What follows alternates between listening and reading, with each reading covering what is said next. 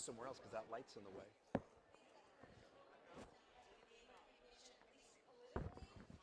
Huh?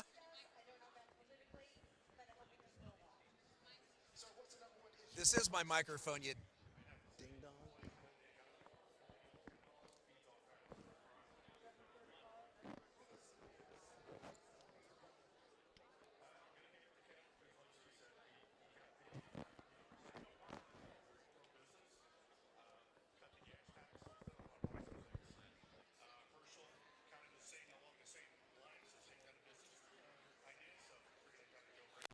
I'm just outside the media pit in the Renaissance Hotel, and you can see behind me, these are where the reporters are doing their work. And then and there are more than 30 cameras on three different risers in front of me and covering this race.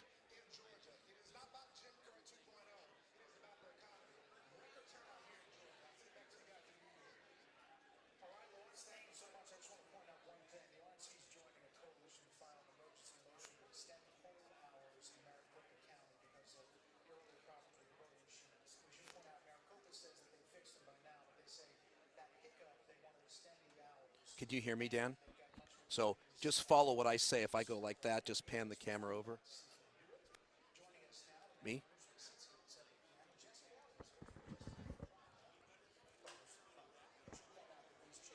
Point this way.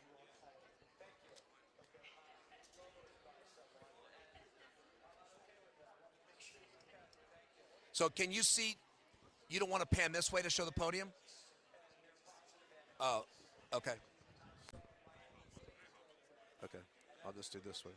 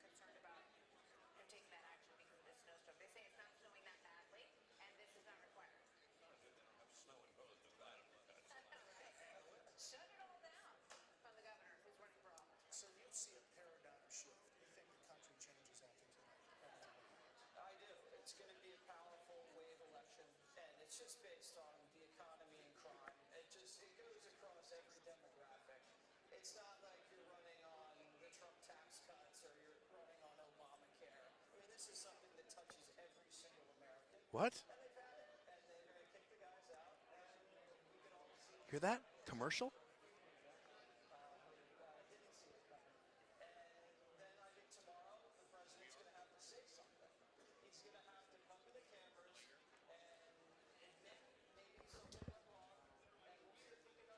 You hear the commercial? You don't hear on air? Do you hear that commercial? We're in a commercial, right? We're in a commercial, right? Yeah, I can hear you.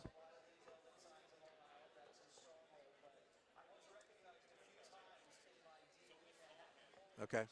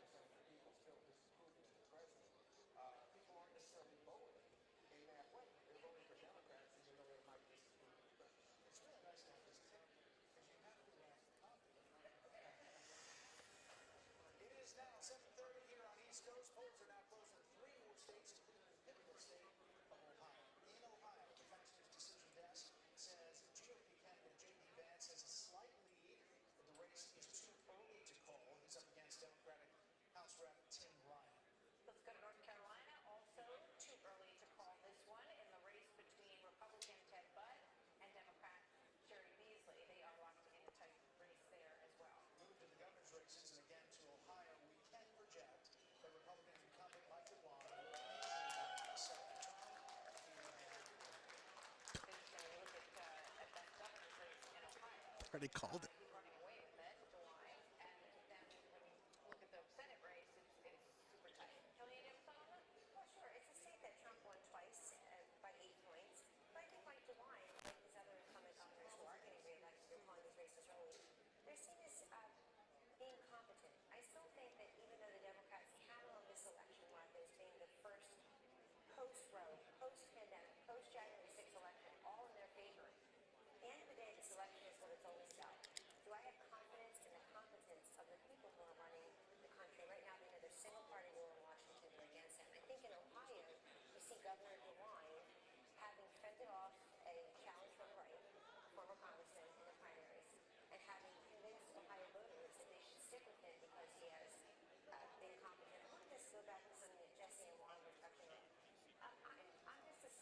Hey, can you hear me?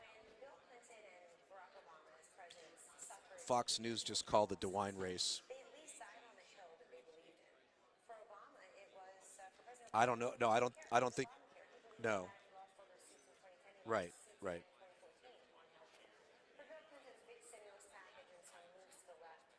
No, no, we're not going to mention it. I just wanted to let you know.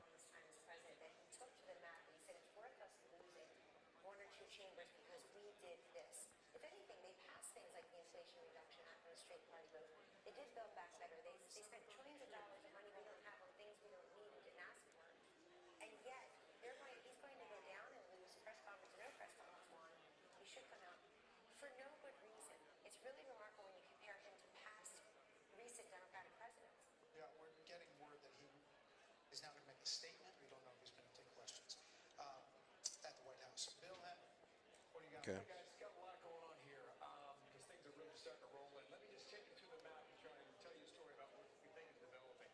I want to start in Georgia because we're just starting to notice a bit of a trend here now. And listen, it's early. Remember, in Georgia, you need 50%. If you don't get to 50%, there's a runoff 4 weeks from now on the 12th of December. This is about 11% of the vote in. Warnock's taken about 60% of the vote so far based on the early returns, okay? You see Walker around 38.7. But let me show you the governor's race now, and just look at the percentages now between the two. This could be significant throughout the night, okay? So Kemp's at 42.5 roughly. Let me go back to the Senate race, and you see Herschel Walker at 38. This seems to be for the past, I would say, it's early. But for the past 30 minutes or so, we seem to see Walker trailing Kemp's margin by about 4 or 4.5 points. So we'll watch that through the night as to whether or not there's some sort of pattern that we're picking up on there. You know, there's a lot of talk that Kemp would get above 50% and Walker would not. And we'll see whether or not that's the case as it develops. A few of the places. Well, it's a little festive here. To my left are a lot of supporters for the Republicans here at the Renaissance Hotel. Governor Mike DeWine is here. He did a mic test and kind of tested the atmosphere on the stage about an hour ago.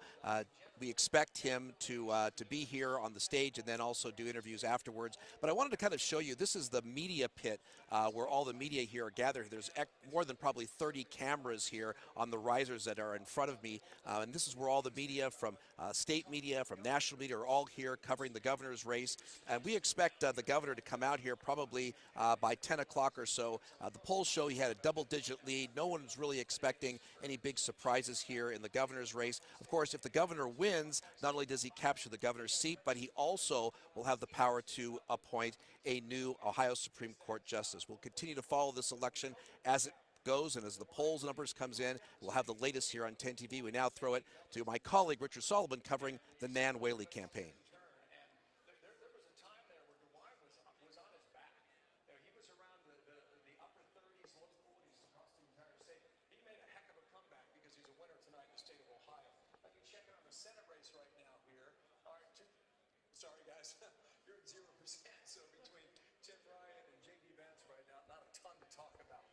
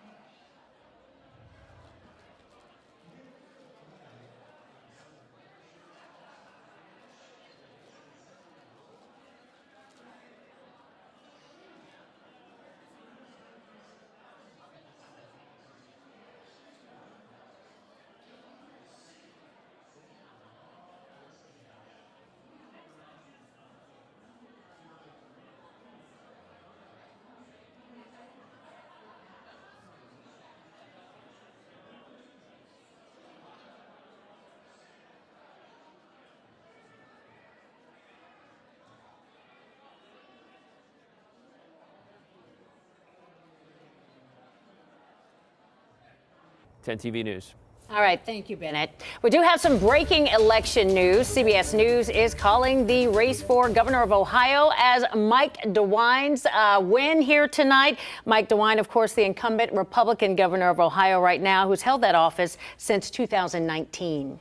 This will be his second term here in office. Yolanda, as you know, during this campaign for re-election, he really emphasized economic development, particularly that Intel Corporation $20 billion commitment to that semiconductor factories here in the state, really honing in on bringing jobs local here to Ohio. And Governor DeWine, again, running with Lieutenant Governor John Husted, who served as Secretary of State before joining DeWine for that 2019 run for governor. So DeWine has a long political record. This really doesn't come as a surprise. It was surprising, though, that the governor refused to debate with Nan Whaley. Yeah. We don't know the reason for that. Maybe he just thought he didn't have to, you know. However, early numbers did show DeWine in the lead over Whaley by wide margins, even without him appearing on the media. However, we did see his commercials on the circuit. So, again, the CBS News now calling the governor's race here in Ohio for Governor Mike DeWine in his second term. All right, nationwide, it's been a high voter turnout all over the country. People in Reno, Nevada lined up outside to vote despite some November snow coming down. Look at the weather there. Wow. Well, some people living in the foothills could see up to 10 inches today. Now, the balance of power is at stake in these midterm elections. We've been talking about that a lot. A record number of 45 million ballots were cast pre-election. Isabel Morales is in Capitol Hill, with the details on the fight for Congress tonight. Isabel? Yeah, Yolanda, Andrew, good evening, and thank you for having me. So publicly, President Biden is projecting optimism, right, that the Democrats can maintain majority of both chambers, but his team behind the scenes is bracing for losses. Our sources tell us that his advisors, they are privately acknowledging that they don't view a viable path forward for Democrats to maintain control of the House. Voters making their voices heard by the tens of millions. Polls nearing their final hours across the country. Top of mind? The economy is definitely a big one. What's really important to me is basic human rights and how our government is protecting them. Candidates themselves hitting the polls and greeting voters. The stakes couldn't be higher for both parties. Whenever you look at the Senate, I agree it's going to be close. Everybody has to get out and vote and participate this election cycle because of the importance of it. My goodness, 2022 is perhaps the most important election of our lifetimes. Republicans just 5 seats away from a House majority. And it may come down to a handful of battleground states to decide the future of the Senate. The GOP just 1 seat away from flipping control. And the potential next House Speaker already laying out next steps. I think the first thing you'll see is a bill to control the border. First thing we're going to do is make sure an economy that's strong. Looming in the background, contentious court fights with more than 100 lawsuits filed pre-election, many in battleground states. Yeah. Yolanda, Andrew, so the term election night is a bit misleading. You would think that would suggest that after the night is over, we would have the results. But we know that that is not reality. It's far more nuanced than that. A better term would be election week or maybe even election month, right? Because the rules change by state, by county, when the polls close, when the mail-in ballots are counted. And all of this can really lead to a complex system where we might not know for days to weeks what the bigger picture is and who came out the winner. Guys. Yeah, Isabel, many are calling this a crucial midterm election. Expect the unexpected. Which issues were driving voters to the polls today? Right, so this is fascinating. We asked likely voters to rank which issue is most important to them, what is driving them to the polls, and one issue came right at the very top of the list, and that is the economy and inflation. And it came at the top overwhelmingly. 51% of the voters, the likely voters that we asked, said that that is the most pressing issue. And guys, that is that could be really bad for Democrats because they have majority control of both chambers of Congress and also the presidency, right? So this could be a moment where the mood sours with voters and they have a chance to hit back at the presidency, at the party, at the policies, even though the Democrats would say, well, there's only so much we can do to curb inflation, to curb higher gas prices. But this is an issue that resonates with voters. They're going to get the final word. Abortion was the second topic that came right at the top, the nearest one with double digits. And of course, there are indicators, differences between party affiliation, with Democrats also caring about gun policy as well. Yeah, I can see how those are definitely the hot topics. And when you talk about the economy and inflation, those are things that affect everyone, absolutely everyone. So I can see those being at the top. All right, Isabel Rosales, we want to thank you so much for joining us and giving us some insight into what's going on. Thank you. Well, fighting for every voter. All election season organizations work to get minority voters to the polls. Yeah, the diversity seen here in Ohio and across the country, that's ahead. And I'm at the Franklin County Board of Elections, where any minute now poll workers are going to be pouring in with all those ballots to be counted in the tent behind me. Of course, we're going to keep you updated every step of the way. And I'll have more in just a few minutes.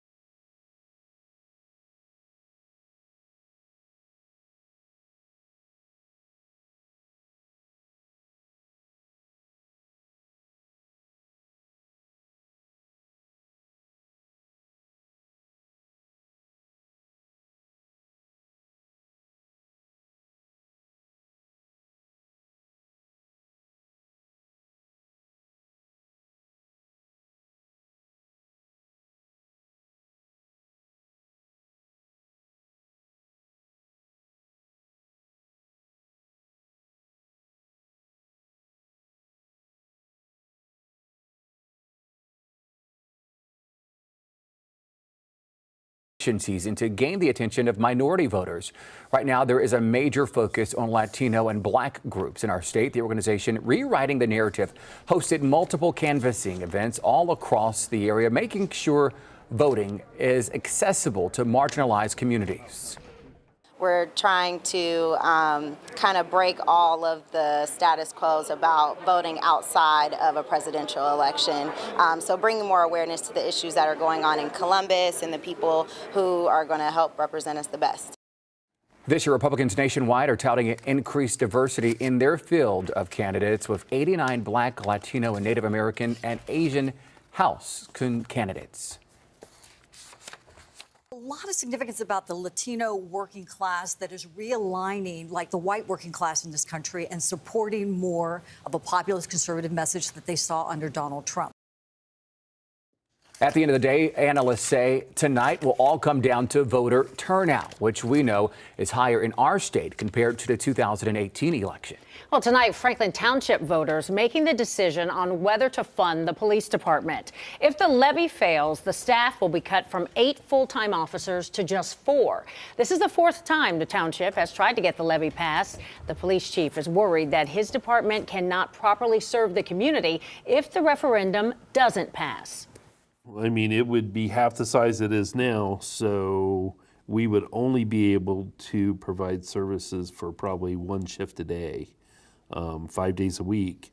The sheriff department will come, but what we're doing is priority ones. If someone's still in your car and you call 911, we're not coming. You can't come. The Franklin County Sheriff's Office says it is committed to supporting Franklin Township Police and its staffing level. Election results should start rolling in soon, with the absentee and mail-in ballots being counted first. 10 TV's Ashley Bornanson is live at the Franklin County Board of Elections, where the ballots will be dropped off. Ashley.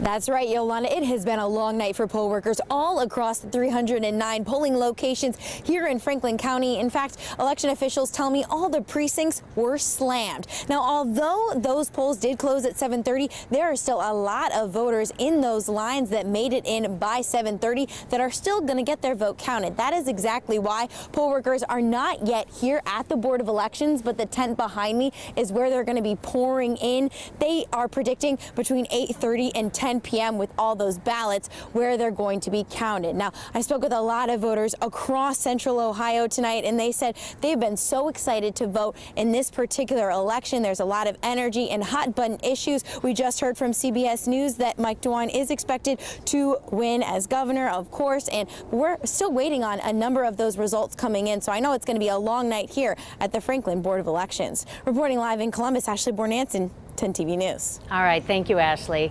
Well, let's go over to Andrew Kinsey in the studio now to show you new technology 10 TV will be using to keep track of votes as they come in tonight. Andrew? Yeah, Yolanda, as those results start to come in tonight, we can monitor them in real time using our interactive results tool here, giving you those numbers faster and accurate statewide, and even by county. We're able to watch several races, big races. Now, we have to tell you that these numbers are provided by the Associated Press, these projections provided by them. As you just heard from Ashley Bornanson, this race by CBS News has been called. However, the AP still were getting those results in. However, with our technology, you can see where Governor Mike DeWine held in the areas. No surprise here in Democratic-led Columbus, Cleveland area, and the surrounding areas where Portage County, where Nan Whaley projected to do good there. Let's take a look at the other big race here that we have here, and that is the U.S. Senate seat. Early projections by the AP still coming in with very low votes at this hour, showing Democrat Tim Ryan in the lead over J.D. Vance. Again, very early, as you can see, 1% of those reporting now. We can show you some historical data with this information as well here. I can take you back to 2016, and you can see the returns and how voters voted back in 2016. Much of the state going to Senator Portman, red. And tonight, if I switch this back over, we can see early numbers indicating that we could see that happen again tonight. Again, new technology that you can use right from the comfort of your home right now. Log on to our website, 10tv.com. We've posted the link there. Yolanda. All right, thanks, Andrew. In the next 3 hours, our team will be in the newsroom answering all of your election questions. You can send those questions to 614-460-3345, 614-460-3345. And coming up in less than 5 minutes, we will bring you live election coverage on every 10 TV Plus streaming platform, including Roku and our Amazon Fire TV. Our live election coverage doesn't end here. Central Ohio's news leader will be live for the next several hours, keeping you updated. We're breaking down the numbers coming in and how it's changing throughout the night. Stay with us.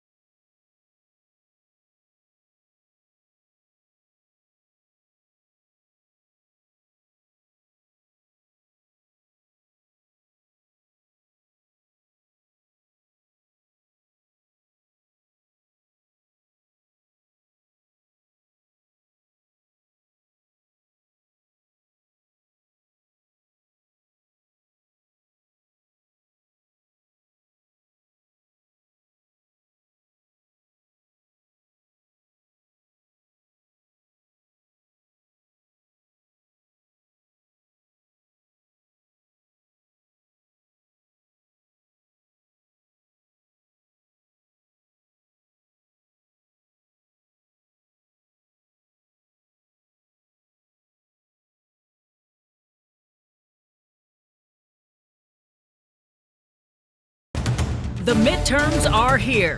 Who will control the House, the Senate, the State House? Millions of dollars for schools, police funding, and bill reform. And who has the momentum for 2024? I'm going to be making a very big announcement. Talks of the presidential race making headlines even before the polls opened. Let's win this race and take this country into a better place. We need to win, and we need to win big and take our country back. The battle for Congress gets even tighter. Vance, Ryan, and the contentious race that's closer than expected. And the race for governor. Elections are about the future. They're not so much about the past. You can do way better, and you think your community's getting further and further behind under this leadership. Time for a change. DeWine faces challenger Nan Whaley. Who will lead our state for the next 4 years? Ohio has decided. And the results are coming in. Now on 10 TV.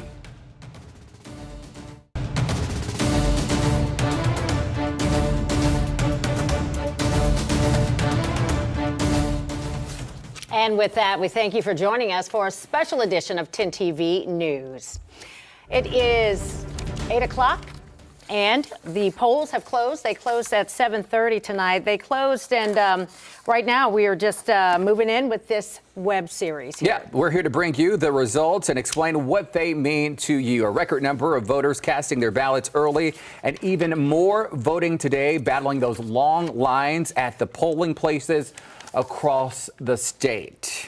Now, the question tonight, the balance of power is really headlining nationwide. Republicans, they do have a grip on the House, but the Senate remains a toss-up. So, you know, today voters have been turning out in droves, battling long lines at polling places around the state. Yeah, what you're looking at is our newsroom right now, gathering those numbers from those polls, which closed at 7:30. So the balance of power is the headline nationwide tonight. Republicans have a grip on the House, but the Senate remains a toss-up.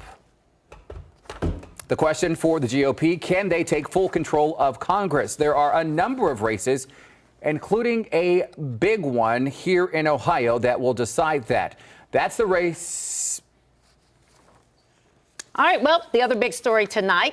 Who will lead Ohio ahead of election night? Governor Mike DeWine has a large lead over challenger Nan Whaley. In fact, CBS News actually called this race a little earlier for Mike DeWine, the incumbent Republican. So Mike DeWine and John Husted tonight likely talking victory speeches Yeah, soon. let's get out to our Kevin Landers. He is at the Republican campaign headquarters in downtown Columbus tonight. Kevin, the atmosphere there now that several outlets now calling Mike DeWine for this race.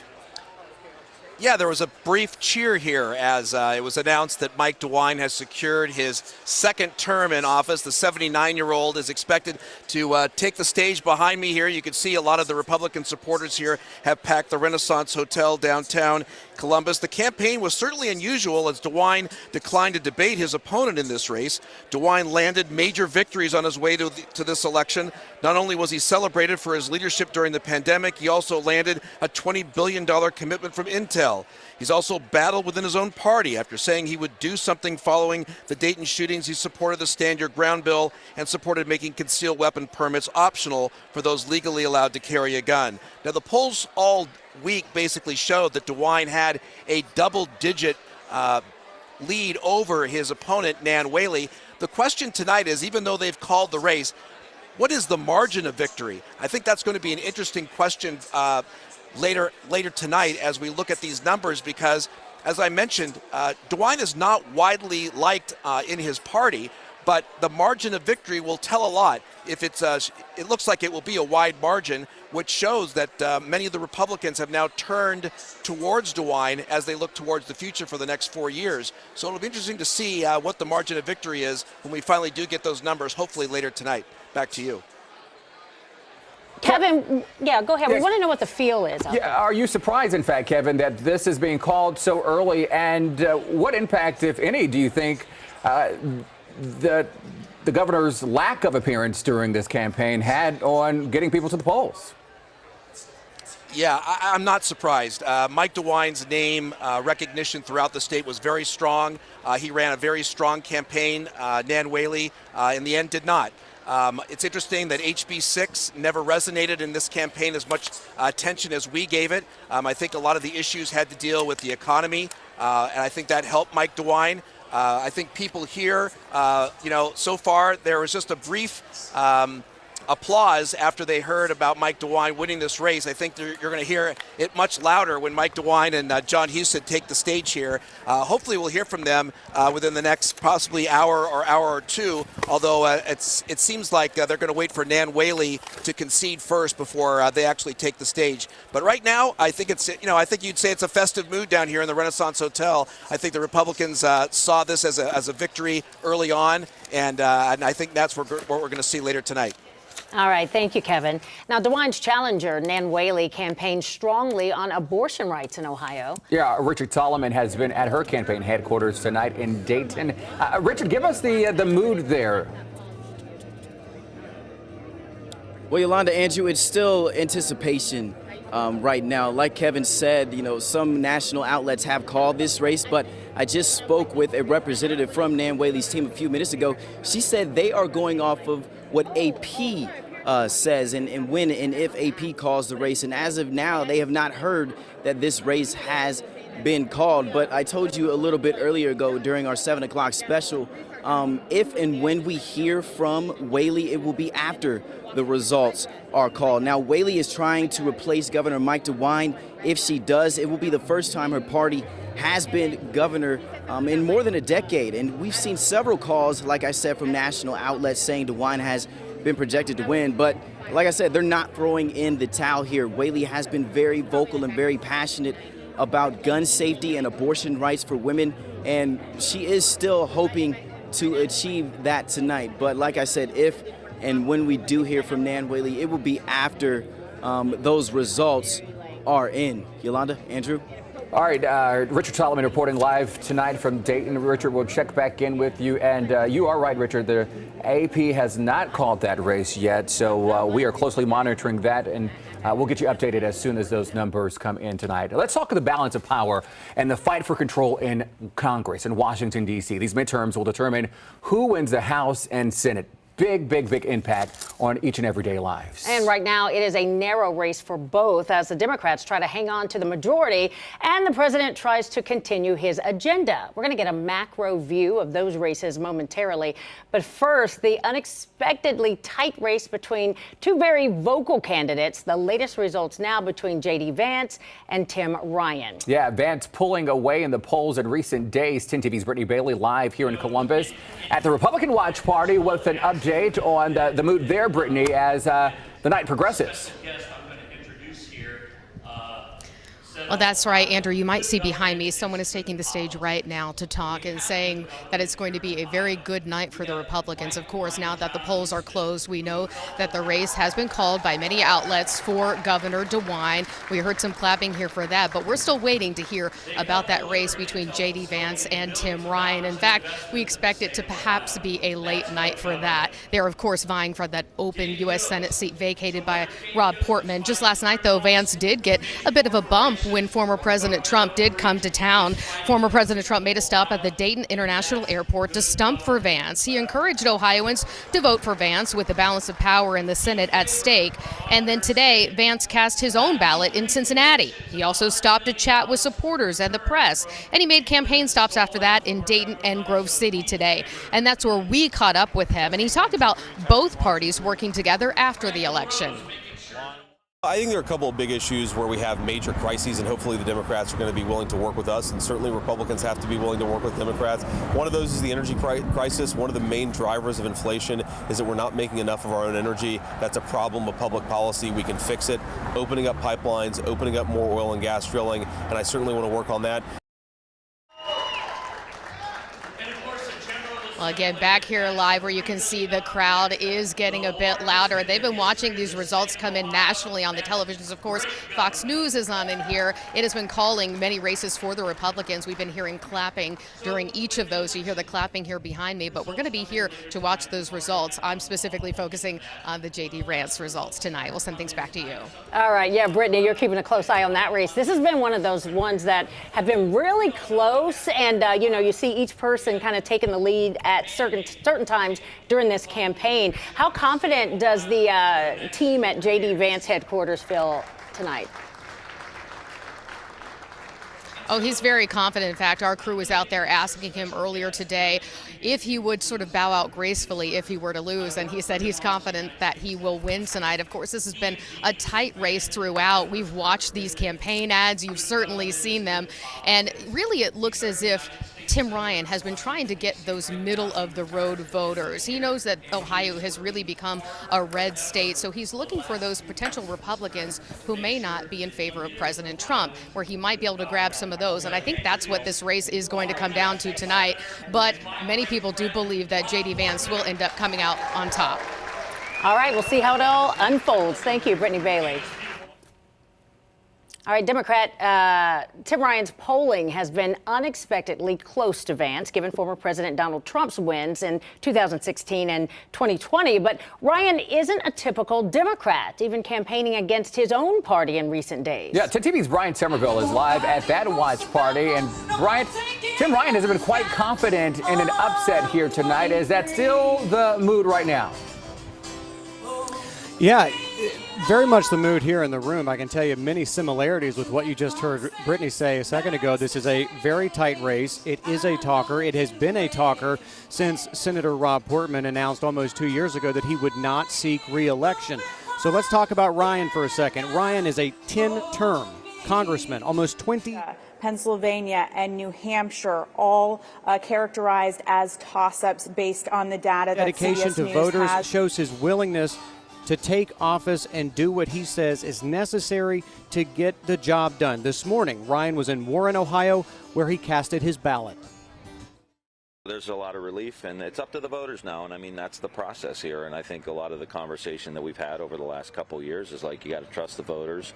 You know, if you win, you win. If you lose, you concede, and you move on. But I feel really good. There's been a lot of energy on the ground. I feel like Ohio wants to move in a direction of sanity and healing and reconciliation, and I want to be a part of that.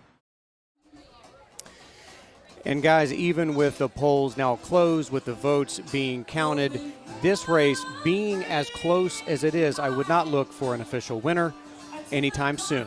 Guys? I think this is definitely going to be a long night, Bryant, no doubt about that, because this has been so close and such a contentious campaign. Yeah, Brian, how did he try to separate himself from Vance, and Vance being new, but to this political arena? Yeah, so if you look at the issues in this, you could throw a rock, right, and hit an issue. There are so many issues that seem to separate these candidates from one another, from education to immigration to jobs to the political infighting that we have seen in Washington over the course of the last couple of years. The biggest, though, arguably, abortion. Now, Ryan has said that if he could, he would codify the abortion rights that were previously protected under Roe v. Wade. So, guys, whoever wins tonight, clearly a lot of questions moving forward. What will be done in this country? Yeah, definitely could be a toss-up. A lot of people saying, oh, it could be Vance, it'll be Vance. But a lot of younger people going to the polls and a lot of issues facing that, and a lot of younger women who, you know, those reproductive rights and the abortion issue are bringing them out. So we want to thank you very much, Bryant Somerville, and we'll check in with you a little later this evening. Yeah, we want to update you that we are closely monitoring the AP numbers as they come in live using our interactive numbers here. And we want to show you the balance of power right now. The Senate is tied 50-50. Ohio isn't the only state voters have their eyes on tonight. Georgia, Pennsylvania, Nevada, Wisconsin, New Hampshire, Arizona also have toss-ups tonight. CBS News D.C. correspondent Natalie Brand will be joining us tonight at 9 o'clock with a look at those Senate races and what the balance of power could mean for the rest of President Joe Biden's term in office. And, you know, the Senate isn't the only thing to determine the balance of power in Congress. All of the House seats are up for re-election this year, all up for renewal. Democrats control the House with 220 seats, whereas Republicans have 212. And there are currently 3 vacancies. A shift of only 5 seats could shift the chamber's control to Republicans. So when it comes to that balance of power, there is still much more ahead in the next several hours. All right, Yolanda, I'm over at our interactive wall with the congressional races here. So this is the race we've been watching closely here in Ohio. This is a race between Tim Ryan and J.D. Vance. You can see these numbers that we're polling here are from the Associated Press. You can see Democratic-leaning Toledo, Ohio here as a press on that. Wood County there, which is up near Toledo, Ohio. Over here in Lorain County, going blue at this hour for Ryan. Here in Columbus, Central Ohio, no surprise that one's leaning for Tim Ryan at this hour. How does that stack up to back in 2018 or 2016 rather, the last time these position was open for Portman, Senator Rob Portman's position? Well, you see it there. Senator Rob Portman taking the state by a wide margin, in fact. So let's go back here. And we want to keep you updated on the balance of power here. If I can take you to the U.S. Senate balance of power here. These are our current numbers being populated here. Again, the two numbers to watch tonight for the Senate and the House, 1 and 5. So tonight, Republicans need just 1 seat to control the U.S. Senate. They need 5 seats to control the U.S. House, which is why those Senate races in Georgia, in Pennsylvania, and Nevada are being closely watched, and there were millions of dollars poured into those races. And Yolanda, tonight, experts are saying we may not know the winner of this Senate race until several days ahead. Why is that? Because of laws in Pennsylvania with elections and those results that come in last minute, and they count the ballots after those polls close. Even in Georgia, that race expected to go to a runoff election because you need 50 plus 1 to win. If you don't get that, you have a runoff in 4 weeks. Yolanda? All right, so there's a lot to look into tonight, and we'll be waiting quite a while. So, Andrew, when it does come to the balance of power, there is still much more ahead in the next several hours. Again, we're saying it's going to be a long night. The 3 things to know right now, though: Democrats continue to defend those narrow majorities in both houses of Congress. Most races have not been called, so we're still awaiting any indication of what will remain, and that's going to remain that way for a while. Polls close in the West in a few hours. They close in our area at 7:30 tonight, and counting is underway in battleground states like ours, Pennsylvania, and Georgia. All right, let's start to the race for the Ohio Supreme Court tonight. 3 of the 7 seats up for grabs tonight. Those results of those races could in fact alter the balance of the court, especially with redistricting and abortion rights at the forefront. Yeah, Bennett Haberly joins us now with a look at these important races. Bennett? Yeah, Yolanda and Andrew, good evening. I was looking at some of the CBS exit polling and the issues that have come up: crime, inflation, abortion, the things that are driving voters to the polls. Well, they're also kind of the issues that could be forefront in the Ohio Supreme Court race, especially with things like redistricting. Obviously, it's been contentious, it's been litigious. The state Supreme Court behind me has rejected Republican gerrymandered maps that not only would determine the congressional seats and how those lines are drawn, but also the state house seats as well. Of course, there's also those social issues that could come up, as we've mentioned: Ohio's abortion law and any legal challenges to that in a post-Roe v. Wade ruling that we've had. Obviously, as you mentioned, we've got 3 seats that are up this evening. Obviously, the Chief Justice position. Chief Justice Maureen O'Connor can no longer run because of age limits. That's why you have 2 other candidates that are vying for that position. Not only, I believe it's Jennifer Brunner on the Democratic side, and also the Republican Sharon Kennedy. And then, of course, you have the 2 Associate Justice positions. Pat DeWine, the governor's son, trying to hold on to his seat, facing a Democratic challenger in Marilyn Zayas, and Associate Justice Pat Fisher up against his Democratic challenger, Terry Jamison. So obviously there's been a lot of money, $10 million put into this race just on ad spending alone, and that really speaks to not only what's going on with the issues here, but the importance, the impact that this balance of power could have if it shifts in the Democrats' favor. Early results, by the way, we're just starting to get those in. We have seen it's real close in a lot of these races. Back to you guys. All right, as such with a lot of races tonight. You are right. Thank you, Bennett. All right, it is still early tonight, and we do need to take a break from this midterm election night. We'll be live momentarily on 10 TV with our update for our CBS network viewers. And coming up at 8:30 on 10 TV Plus, more results. We'll return to campaign headquarters and those key races we're watching tonight. And if you voted today, what drove you to vote the way you did? For most people, it's the economy. We bring in our political correspondents to discuss the main issues at stake. I'm afraid about what might happen if it doesn't pass. Plus, the school levies and bonds on the ballot tonight. We are looking at one school district that needs it to fix overcrowding. Stay with us on this election night 2022, the midterms on 10 TV.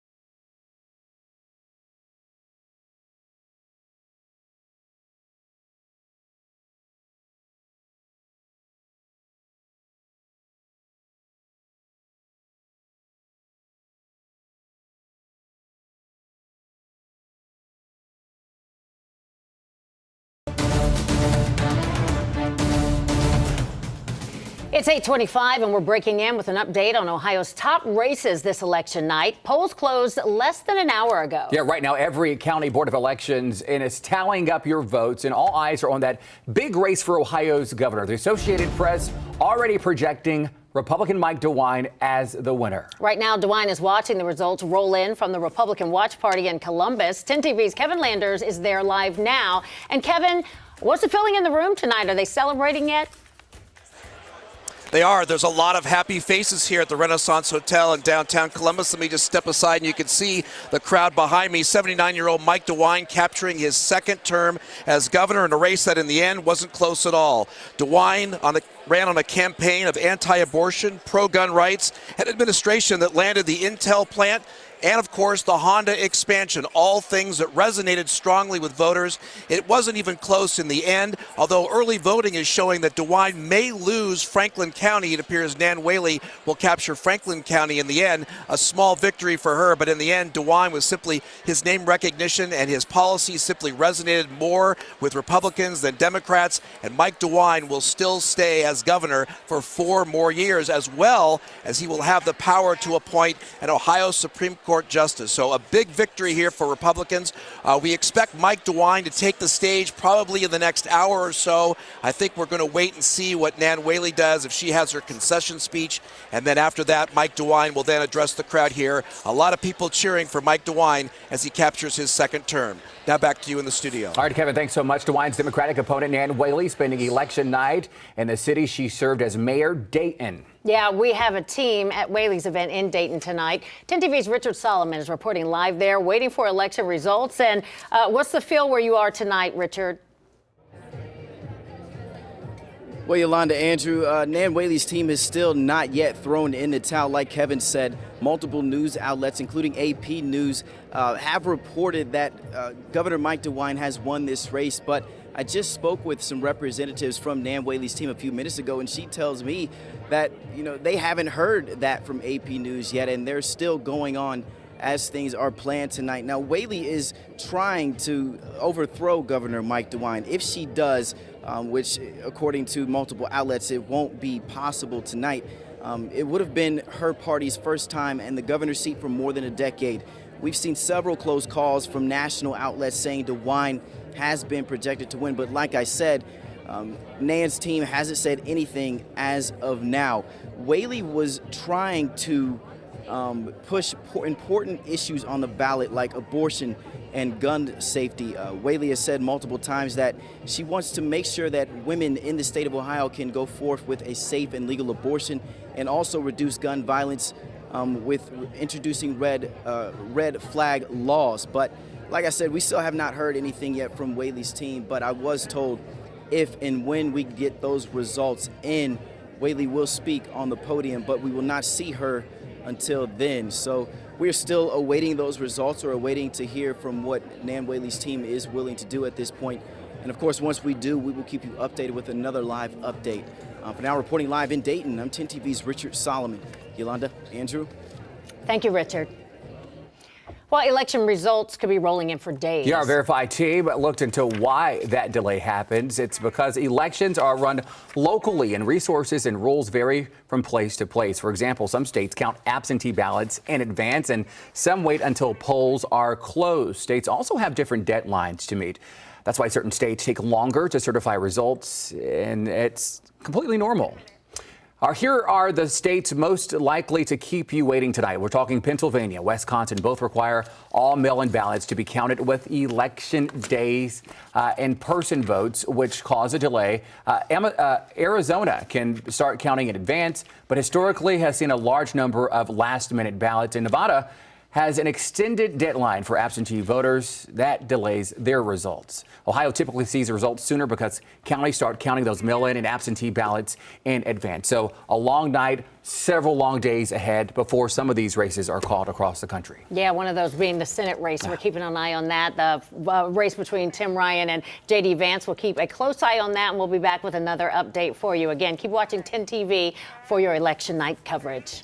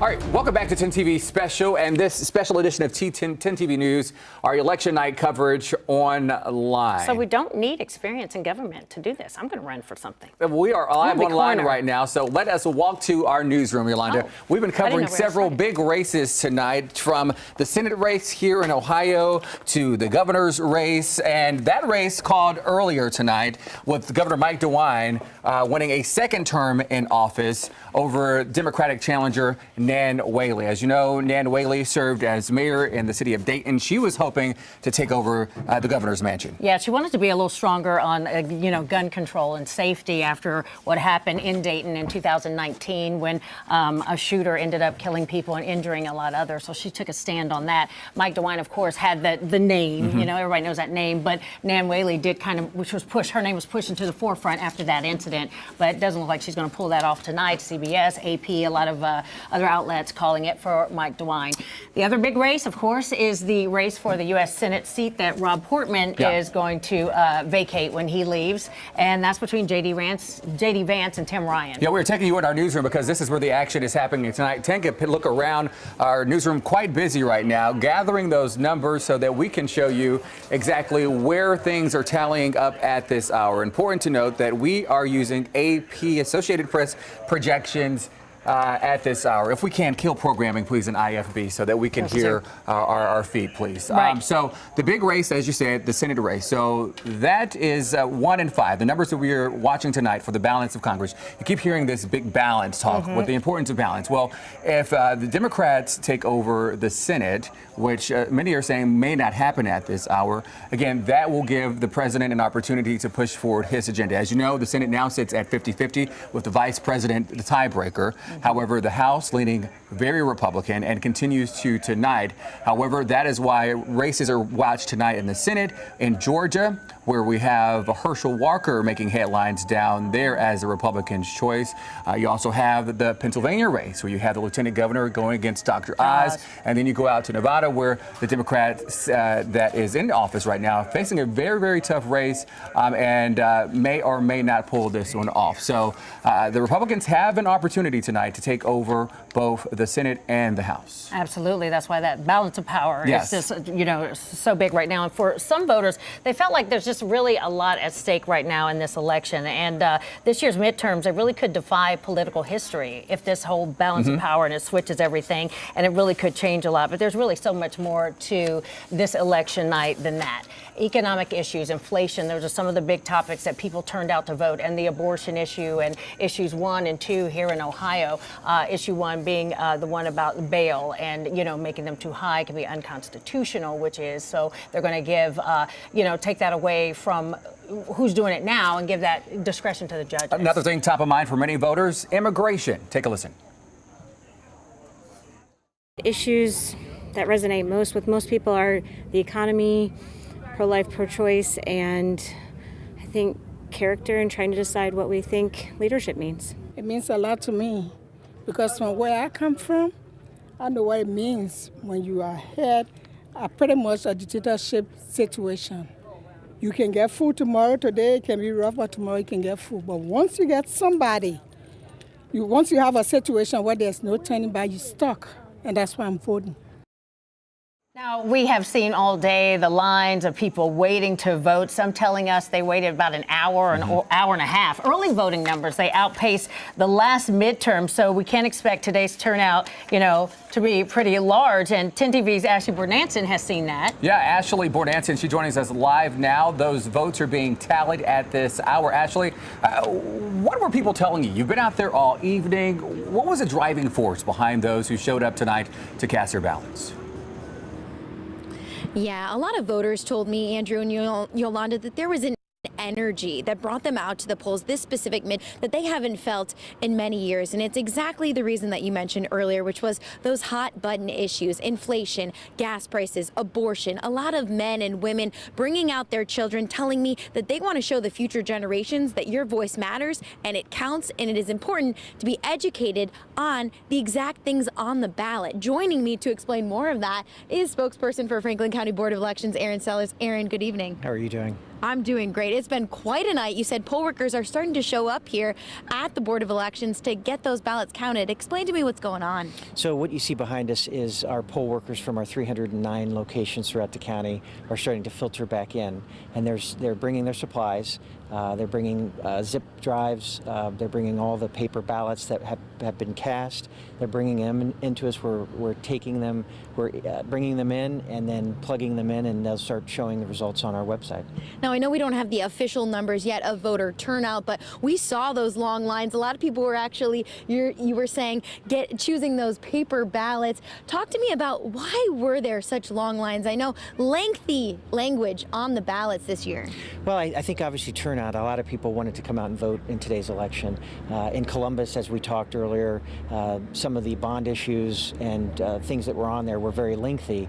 And if people didn't get to take a look at it before today, it took them a little bit longer, probably 8 to 10 minutes. So that certainly didn't help with some of the lines. Now talk to me, because I know poll workers are starting to pour in, but we were saying they could be pouring in as late as 10 p.m. So we still have people that are potentially still voting at the polls as long as they got there by 7:30 p.m. Yeah, so if there was anybody in line at 7:30, we have a member of the staff of the board, a poll worker that comes out at the end of the line, and they'll work them through, and however long that takes. I'm hoping that that's not happening. Hopefully they're done by now, because the longer that takes, the longer we'll be here. So we'll probably be here for, we'll be well into the morning hours. We've been covering elections, for quite some time now, and you were telling me this is the big day. You guys have been preparing for this every day of the year for this big day. How does this midterm feel different than past ones?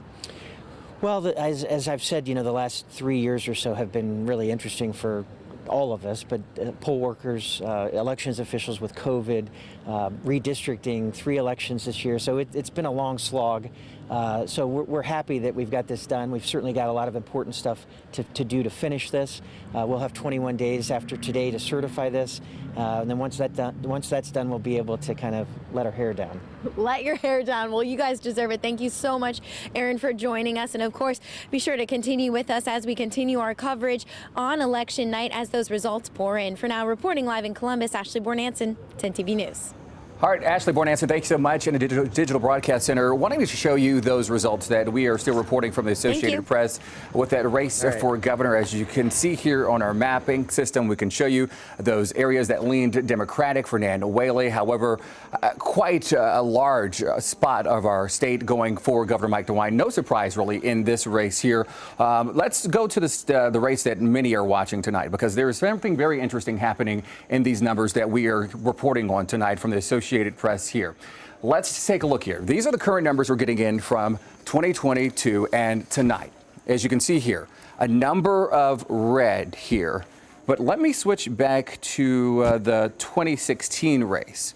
There was more red in 2016 compared to tonight, meaning that Tim Ryan is picking up a number of counties across our state that leaned red. Many saying that there could be a Trump effect with this, with former President Donald Trump backing J.D. Vance. And others say that, well, because the former president backed J.D. Vance, then that gives many an opportunity to vote for Tim Ryan. And based off the numbers, these early poll numbers that we're seeing now, we are seeing that starting to happen. Here. This is Wood County outside of Toledo. Early numbers showing in favor of Tim Ryan. You can see Toledo also going in favor. Over in Cuyahoga County, that looks like here. Yes, Tim Ryan there. Surrounding counties outside of Cleveland, from Lorain and then Summit County, Stark County. Again, you can see the big difference there from 2016 to tonight.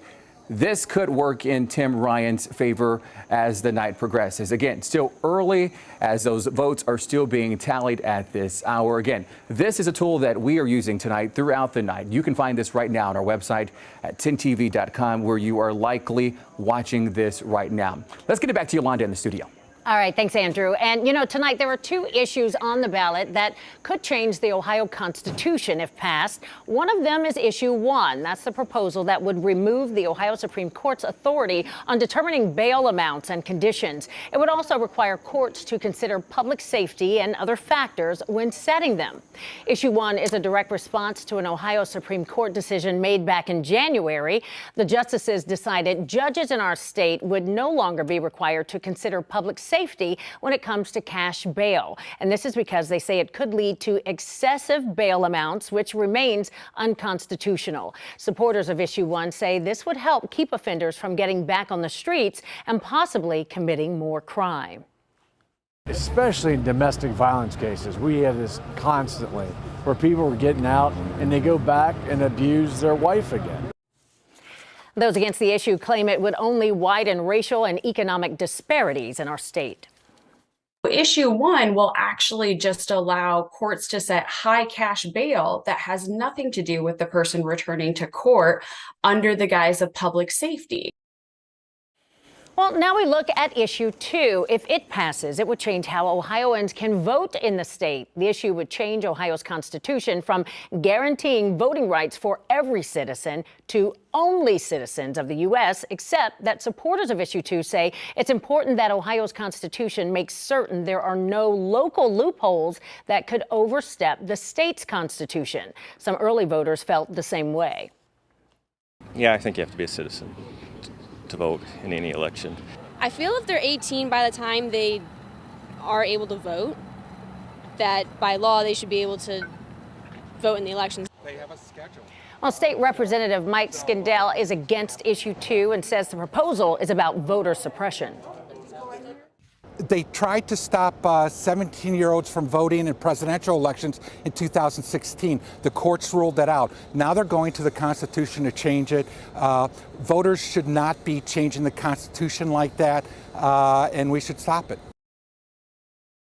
All right, it is still early, and we need to pause to prepare for a network update, but still to come tonight on this election night coverage. At 10 TV Plus, we have those results coming your way. We'll also have the latest numbers when you join us on our regular programming on 10 TV on the TV side. And we'll also explain ahead the Trump effect that I talked about a little later, a moment ago. We'll talk about that and the impact it's having on the big race right now.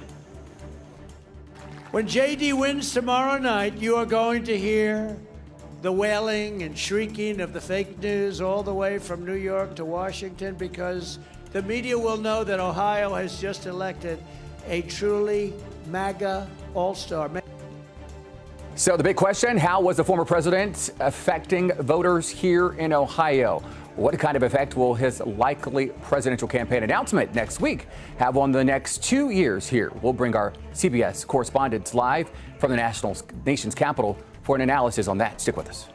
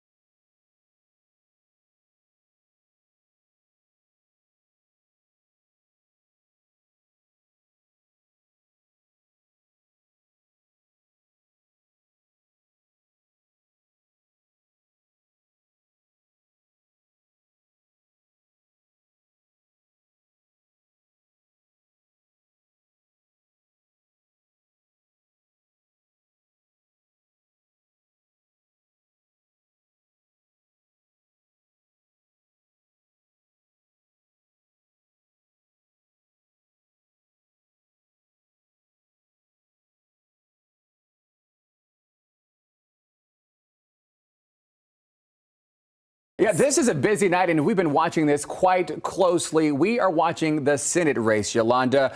Talk about the candidates in this race, and then I can show where the votes are coming in at this hour across the state. All right, right now we're going to look. There's Tim Ryan. Tim Ryan has a history in politics, and he is, at this point, from what we can see, this is the AP reporting. We take a look at this. Tim Ryan, he is 54% right now of the precincts reporting, and to J.D. Vance is 46%. J.D. Vance, the Republican, who is endorsed by former President Donald Trump, who was just in town this week. Yeah, 21 counties right now at this early hour going for Ryan at this hour. I want to show you back in 2016. There were only 4 counties that went for Democrats. The big changes here this time around, and the early numbers here, you've got Cincinnati, you have few counties around Columbus, the major section across Cleveland, Cuyahoga County. Many of those counties he's able to pick up at this early hour. J.D. Vance is right here in Columbus tonight watching those results come in. 10 TV's Brittany Bailey is live at the Republican event. And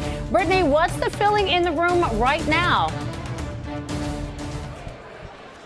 Well, Yolanda, I can tell you there have been a lot of cheers and clapping throughout the evening here as we've watched on the screen as many Republicans across the country have been projected as winners in their races. That includes Governor Mike DeWine, of course, here in Ohio. But when the results are placed on the screen for Tim Ryan and J.D. Vance, it's a little bit more subdued here. In fact, yeah, we're hearing some booing here behind us now, actually. Not sure what's on the screen right now, but when those results are shown on the screen, it's a little bit more subdued because J.D. Vance is slightly trailing right now. Again, very early on in those results coming in. We'll be watching them. It certainly has been a heated battle between Republican J.D. Vance and Democratic Congressman Tim Ryan.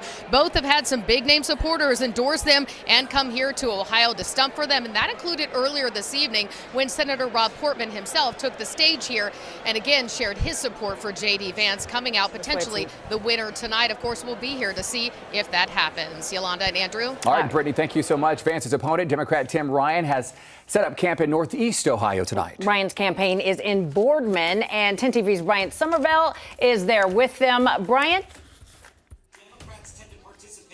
Guys, I can tell you exactly why Brittany was hearing the boos, because here at this watch party, everybody was cheering as they are showing those votes that have come in so far in favor for Congressman Tim Ryan. So we are here at the Mr. Anthony's Event Center in Boardman. People have been here over the past hour or so. They are waiting. They are hoping to hear Congressman Ryan's name called as the winner by the end of tonight. So this has been a campaign of many differences. On abortion, Congressman Ryan says he would codify the abortion rights that were protected under Roe v. Wade. As for education, the congressman says he supports banning discrimination based on sexual orientation or gender identity. And as for the polls in this race against J.D. Vance, it depends on which one you look at and on which day. The two have been extremely close in recent weeks leading up to today's vote. Earlier today, Congressman Ryan voted in Warren, Ohio. Here now in Boardman, just outside of Youngstown. He is expected to speak here tonight, and he said earlier, win or lose, he will respect Ohio voters. Guys. All right, thank you, Bryant. We'll check back with both of you guys a little later in the evening. Our election coverage continues on our digital platforms right now. You can switch over to our 10 TV platform there and Amazon Fire 10 TV. All right. One other thing that we're still following tonight are the issues. 2 issues that could, result in a change of the Ohio Constitution. One of them is issue 1, and we don't have those results, but results are starting to trickle in. But issue 1, if approved, this would remove the Ohio Supreme Court's authority on determining bail amounts and conditions, and it would also require courts to consider public safety when it comes to cash bails. And then issue 2, that's the other one that we're watching tonight. If this one passes, it's going to change how Ohioans can vote in the state. This issue would change Ohio's constitution from guaranteeing voting rights for every citizen to only citizens of the U.S. And supporters say that this issue is important. Ohio's constitution, it is important that there are no loopholes on the state level that could override the national. And on the board right now is the race that has been called here tonight. Governor Mike DeWine going into his second term as governor here. Again, our election coverage continues right now on our streaming platform. We hope to see you there. I got it. Don't worry about it. You don't need it, right?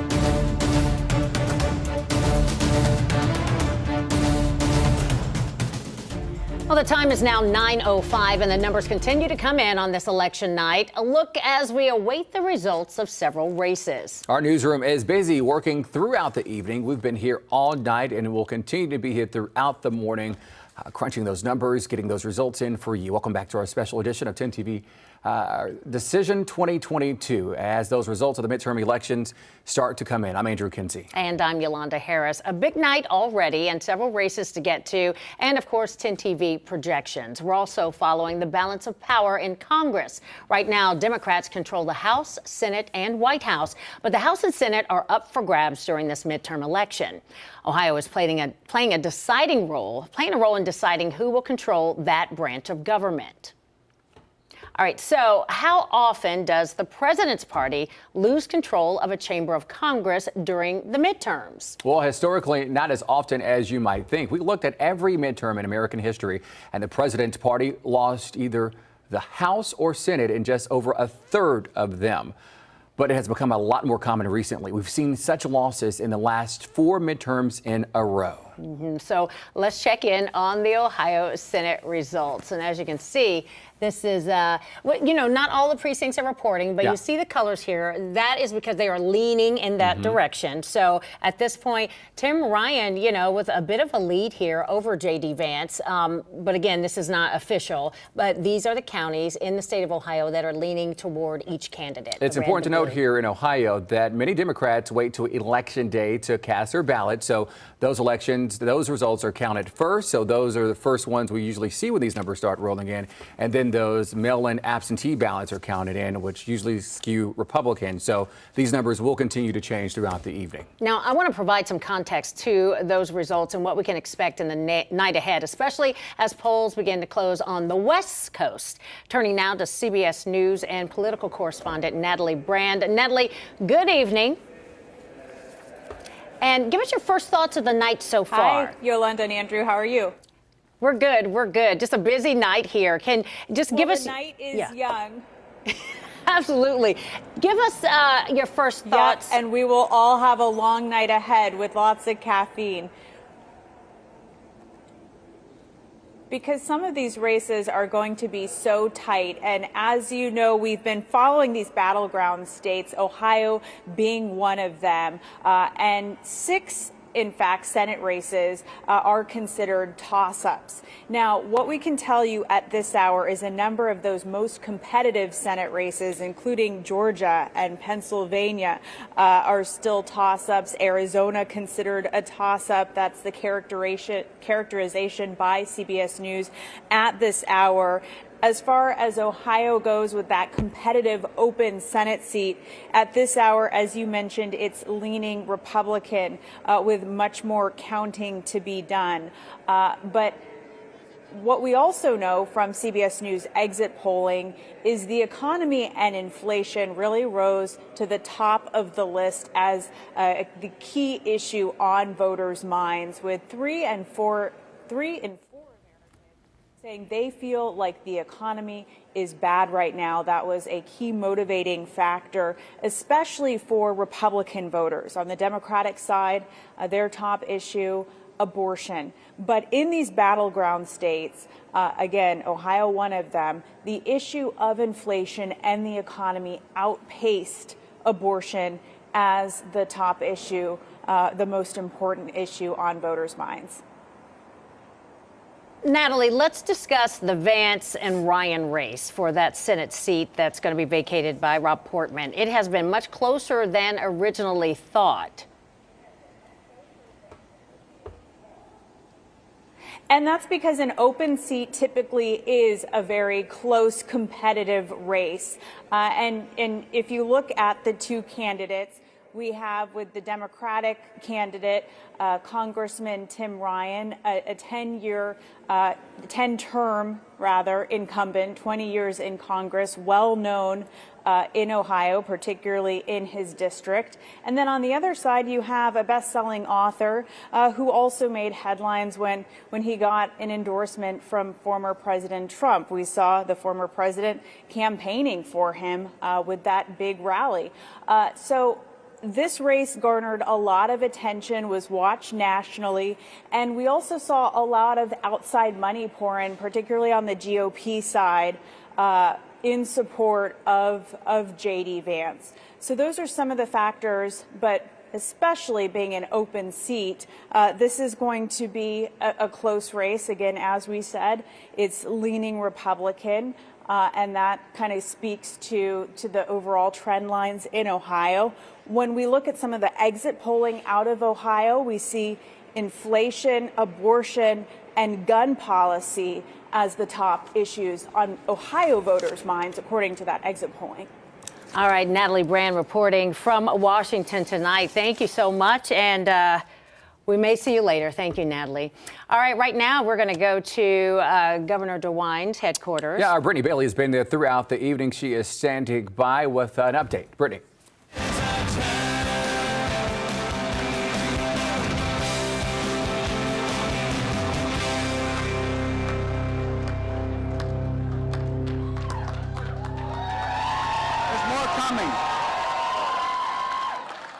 We're still coming here, guys. Hold on. We haven't all got up on stage yet, so this is a process with the DeWine family. It takes a little while. John, thank you for that very, very generous introduction. We're very, very grateful. To the people of Ohio, thank you. Thank you for your trust. Thank you for giving us the opportunity to continue to serve. And thank you for giving the most precious thing you can, and that is time and opportunity for us to continue to work for you. Thank you for that time.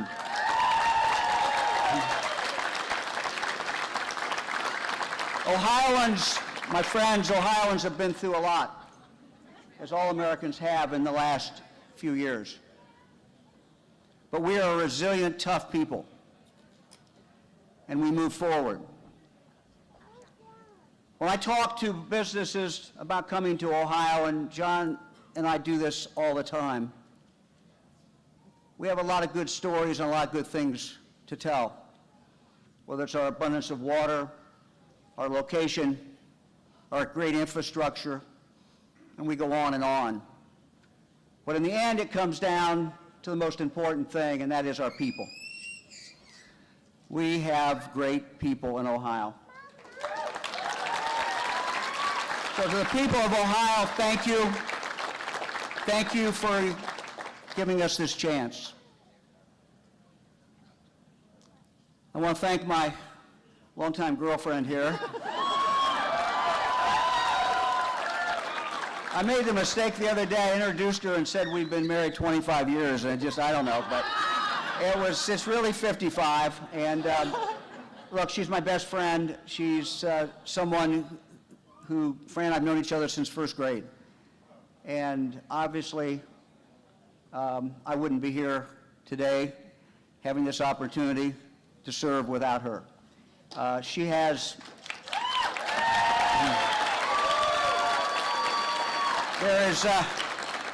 There's no one that can outwork her. There's no one who has more passion for what she does, and no one has more passion for children than Fran DeWine. And so we are blessed, and I'm blessed, and I think Ohio's blessed to have her as First Lady.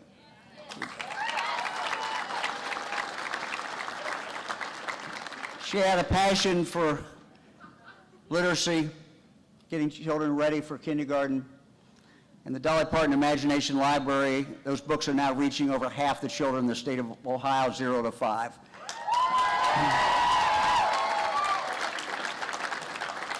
Let me thank our children, our grandchildren. Calvin makes an entrance here. Our children and our grandchildren and Fran's brothers and sisters. I thank them for their support over the years, but frankly, even more important, I thank them for the lessons that they have taught me and what I've learned from all of them and the inspiration I get from each one of them. I want to thank our volunteers. There are volunteers in the room today who were with us in that first race in 1976. That's pretty amazing. Thank you. Thank you. And for those of you who came after that, and for all of you who have volunteered and helped us over the years, the literally thousands of people who have done this, we're very, very, very grateful. To John and Tina, I thank you. We have a great team. They are a great team, and we have a great lieutenant governor. You know, when we started down this pathway, this partnership, and it is a partnership with John, myself, you never know how things will really work out. We thought they would be great. We thought the chemistry was there. We thought we complemented each other. But it's even better, frankly, than anyone could have ever imagined. John Husted makes a huge difference every single day for the people of the state of Ohio.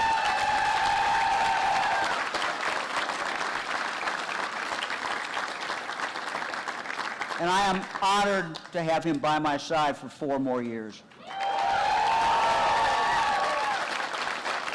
My friends, this is our time. It's Ohio's time. It's Ohio's time in history. Things are coming our way. This is a great manufacturing state. And again, the thing though, you can talk about all the assets that we have, but the most important thing is the people. Think about it. We're a state of people, we just get up in the morning, we go to work. We're people who get things done. We solve problems. We don't whine about them, we just go solve them. We make things. We invent things. We do things. That's the asset that we have. There's no better place to live. There is no better place in this world to live. There's no better place to live than Ohio. There's no better place to raise a family. There's no better place to start a business. There's no better place to grow a business. And right here in the Buckeye State, this is the place to be.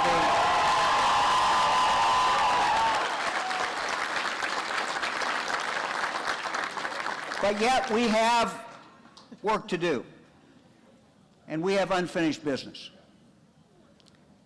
I have a friend who always says, Mike, you got to remember to tell people why you're doing things and why. What's the why? And the why is this. We have unfinished business in front of us. We have things that we need to do. And the job of the governor is to lay before the people of the state of Ohio the unfinished business of the state. And in the next weeks and months ahead, I intend to continue to do that. I will continue to push forward and to lead and to talk about the things that we have to do. Our goal for every person in this state is for them to live up to their God-given potential, to remove all barriers that are hindering them from doing that. Because Ohio is the land of opportunity, and we must make sure that every Ohioan has that opportunity. We must make sure that every child, no matter where they're born, no matter who their parents are, has the opportunity to be up to speed by the time they get to kindergarten. The prenatal care, postnatal care for the moms, reading, good quality child care, all of these things so they get that start by the time they start kindergarten. But it's not just that. It's all the way through. Ohio will not be where it needs to be when we still have children who are not prepared. Ohio is not the state that we want it to be until we find all children who graduate from high school have some pathway. Whether that be a pathway through college, to college and through college, or whether that be a pathway in some other career, high tech, some of our tech schools, whatever that may be, but again, a pathway. And Ohio will not be the great state that can be when we leave people behind because they have an addiction problem, or when we leave people behind because they have an untreated mental health problem, and because it will not be the state it needs to be when if you have a child, you have to wait to get mental health assistance, or you have to wait and cannot get the help you need in regard to drug addiction. So, a great state, we're moving forward, we have work to do. Thank you for giving me the opportunity to lead you. Thank you for giving me the opportunity to do that work. God bless Ohio. Thank you all very much. Appreciate it.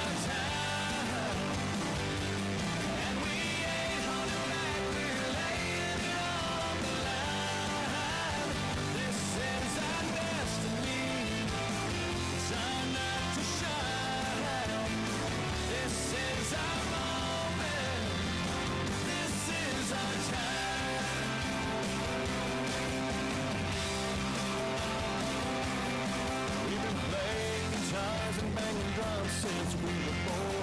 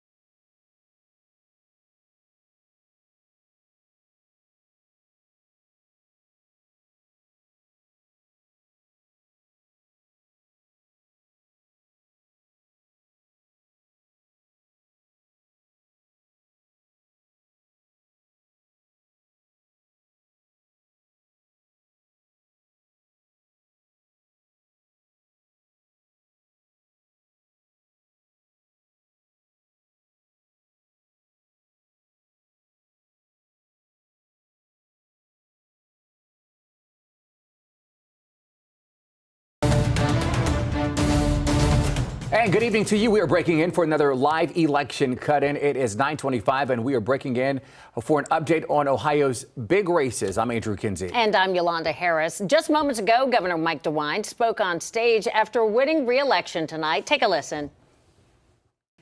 To the people of Ohio, thank you. Thank you for your trust. Thank you for giving us the opportunity to continue to serve. And thank you for giving the most precious thing you can, and that is time and opportunity for us to continue to work for you. Thank you for that time.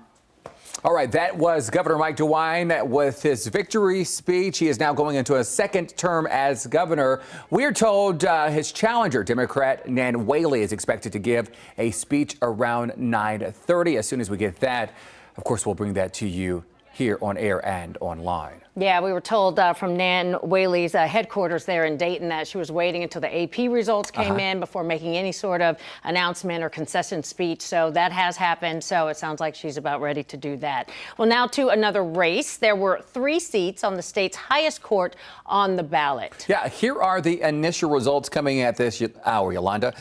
You can see with 22% of precincts reporting right Yes. now, Kennedy is at the, ahead, and votes behind her, but a little more than 51,000 votes. Bruner is behind Kennedy at this point right now. Important to know that this is still early with these results coming in. Let's get out to Bennett Haverly. He is updating us now on this. He joins us live from downtown Columbus tonight with an update. Bennett. Yeah, Andrew, we're in Strongwater, Columbus, which is in Franklinton. It's the site of the Franklin County Democratic Watch Party. We've heard from some speakers just within the past hour.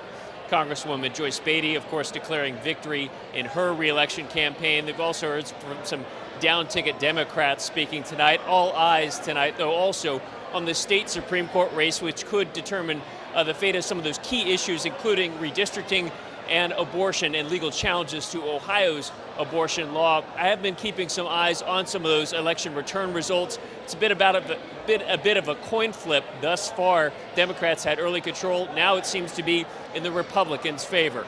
Back to you guys. All right, thank you very much, Bennett. And we are, continuing to cover this election night. We aren't going anywhere. Our coverage will continue on our free streaming platforms all night long. So switch over to any free 10 TV Plus streaming platform, including Roku and Amazon Fire TV right now. It is a busy night. Our newsroom working quite hard for you. We'll have another cut in the next half hour. And of course, all the election results ahead tonight on 10 TV News at 11. We'll see you then.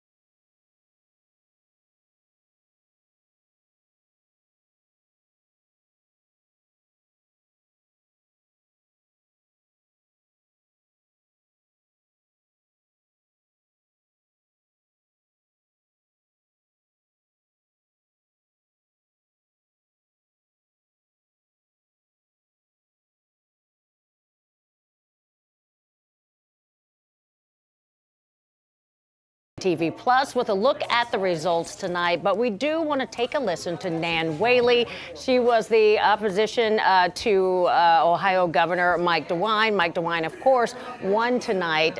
He did speak short while ago. Rough night for Nan Whaley, disappointing, no doubt. She is about to make a concession speech, and they're about to introduce her now. So let's take a listen. It means so much to her, so much to her family, so much to these office holders and elected officials that have stood with her and have backed her along this difficult trail. Thank you for being here, and thank you for being part of Nan's campaign. Thank you for being part of her support group. It means so much. But another person that it means much to was her running mate. So please welcome Cheryl Stevens.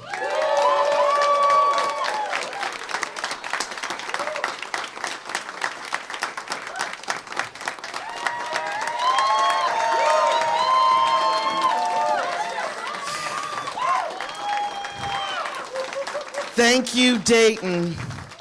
For those of you who remember, I got my start here. Daddy retired at Wright Pat, and this was home.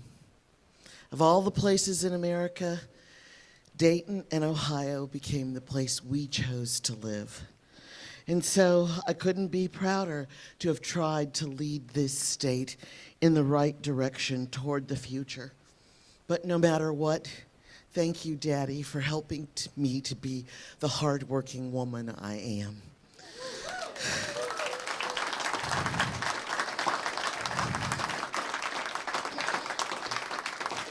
Nan's dad is much like my dad. He worked hard to raise his family, and she's got that same work ethic that I do. We made this campaign fun, but it was also hard work. We were fighting for the American dream, the way we all know how to live it and love it. That fighting was everything to us, and it's still about making sure that our families have access to good jobs, good quality public education, and homes of their own. We will never give up on caring for the people of Ohio.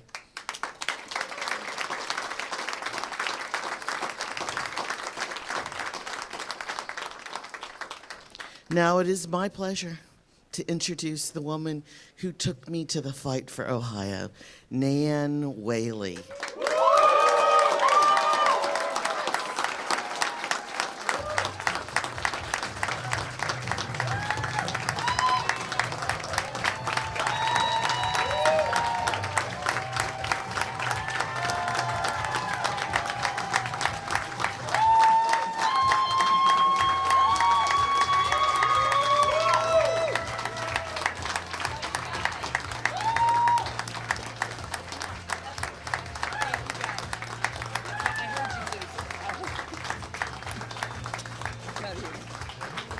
Thank you.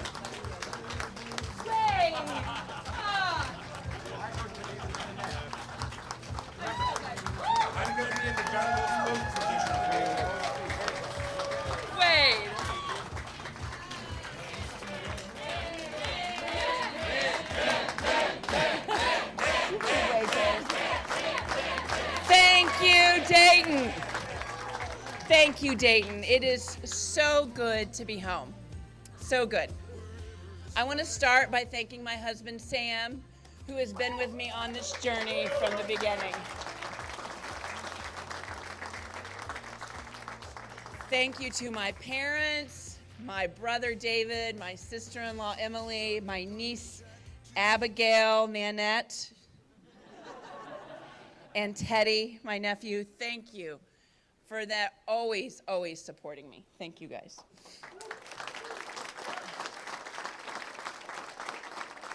And thank you to my amazing, awesome, badass running mate, Cheryl Stevens.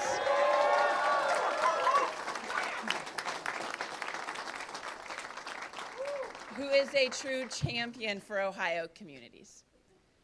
Thank you to my awesome campaign team, led by the great Brian Swardra. Thank you.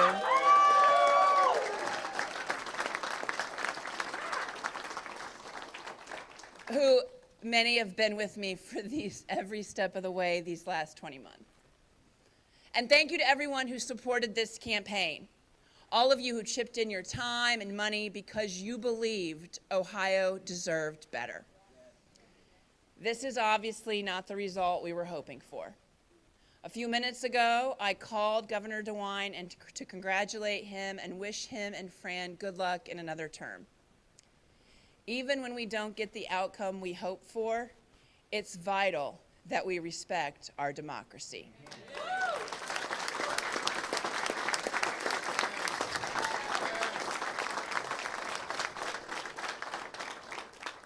Now look, this is a tough night. I'm not going to stand here and sugarcoat things.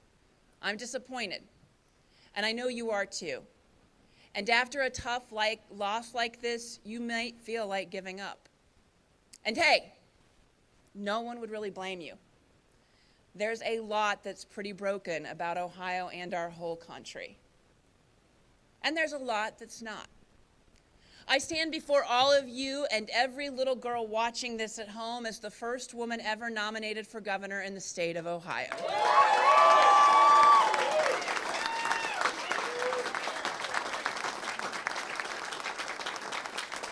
And I sure as hell know I won't be the last, no matter how.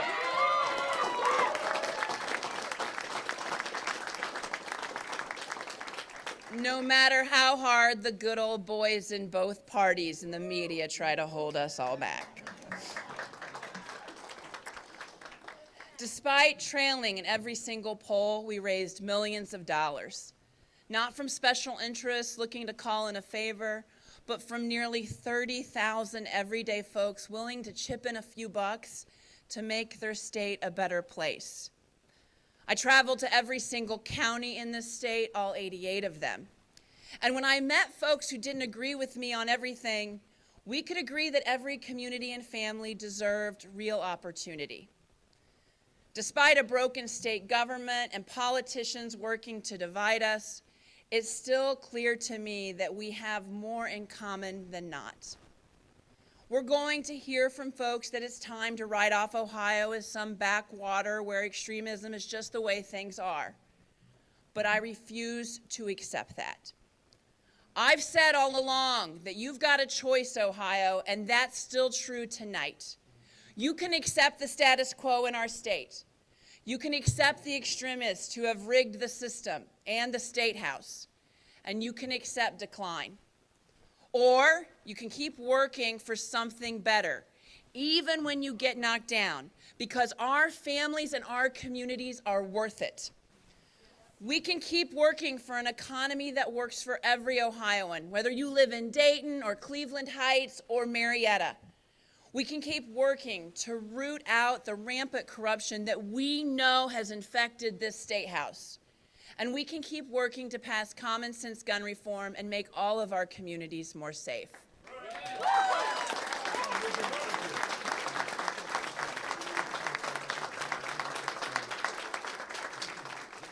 We can keep working to raise the minimum wage, to pass universal pre-K, and every other common sense policy that working families need in this state. And we can keep fighting for abortion rights.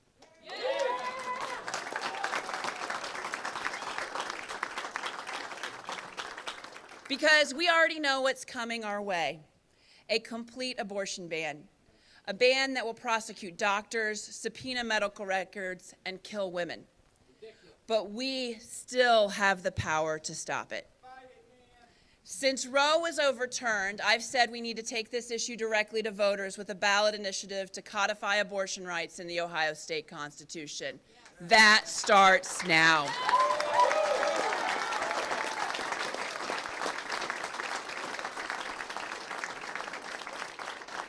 If you care about the future of this state, we need you in this fight. Tonight, we can mourn this loss, but tomorrow, we get back to work. The last 20 months have been filled with the highest of highs and some of the lowest of lows. And while tonight wasn't the high we had hoped for, I still believe in Ohio. I still believe that our citizens deserve better than what they're getting. and I believe in the people of this state to get us there. I'm going to keep fighting for Ohio, and I sure hope you all will still join me. Thank you so very much.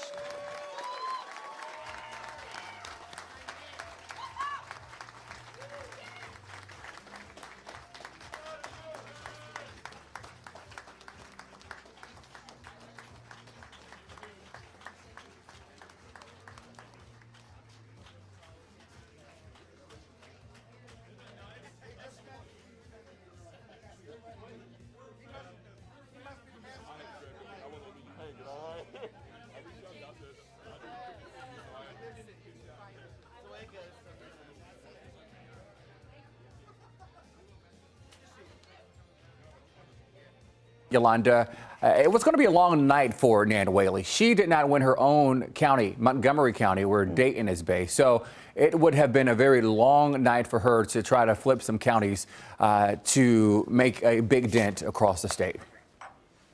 Yeah, so a disappointing night, but like you said, the first female nominated to run for governor in the state of Ohio. So that is a big deal, a history maker. So again, Nan Whaley thanking the governor, giving him a call, and thanking him, Fran, and wishing them good luck on a new term. All right, we're going to regroup for another cut in on 10 TV. So for now, we're going to check out.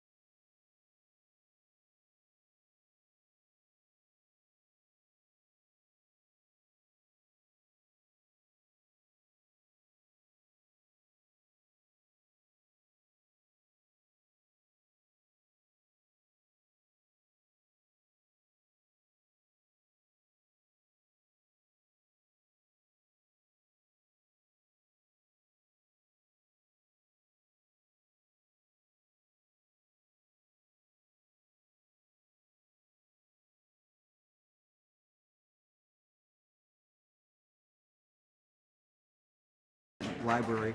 But it's also, you know, if you have a mental health problem and you can't get help, that holds you back. If you have a drug addiction problem and you can't really get the help that you need, that holds you back. And so these are things that, you know, we are really working on now. We've been working on, but we're going to just kick it up even harder the next several years. What do you think, as part of your campaign, that you think resonated with voters to win by such a large margin? What is it you think specifically that resonated with voters? I think the candidate's usually the worst person to try to diagnose why you won. But look, what we tried to do, Fran and I, as we traveled around the state, is just talk to people, listen to people. I think we tried to be responsive. We tried to learn from the people of Ohio, you know, what they really need and what they're seeing. And so I think there's some trust there, I hope. And, you know, to govern and to lead, you have to have the trust of the people that elected you. And we hope that we have that, and we can take some of that trust and move forward in some of these, you know, kind of difficult issues. The mental health issue is not easy. But we have a team that has been working very hard on it, and we're going to work with the local communities. I mean, if you go back to what John Kennedy said, the last bill he signed, he said, you know, this was a mental health community bill. And it was to take mental health into every single community in the state. We never have really done that. You know, it's a hit or miss. It can't be hit or miss. You have been criticized heavily by the Dispatch, by your own party, on your stance on abortion and your what they believe is your willingness to go to the far right of your party when in terms of gun legislation.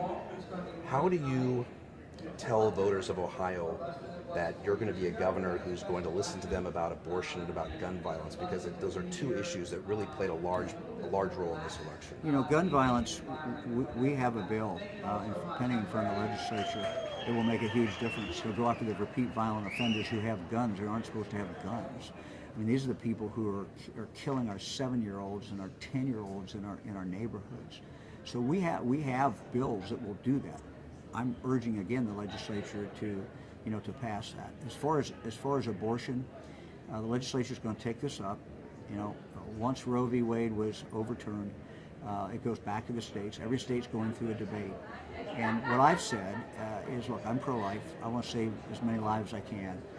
But the legislature also needs to understand that this is a state where we have referendums. And so ultimately the people get to decide and can decide. So they need to pass a bill that really can be sustained over the long run. Do you ever see a time in your administration where you would have an exception for an abortion?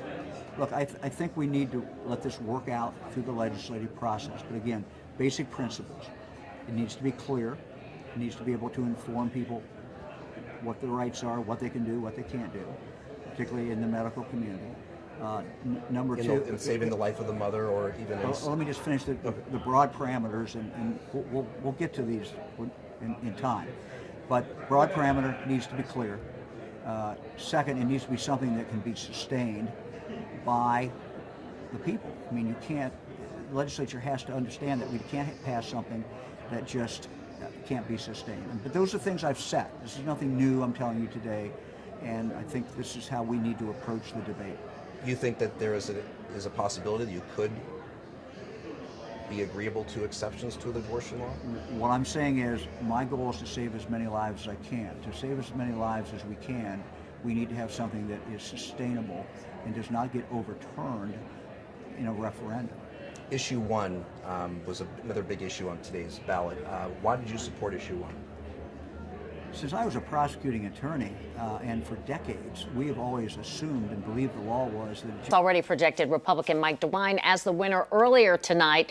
And, he's already made his speech, and Nan Whaley has made her concession speech. But first, let's take a look at the results tonight. Yeah, Andrew. these numbers coming in quite early, Yolanda. No surprise here. If you take a look here, much of the state going to Governor DeWine now in his second term as governor.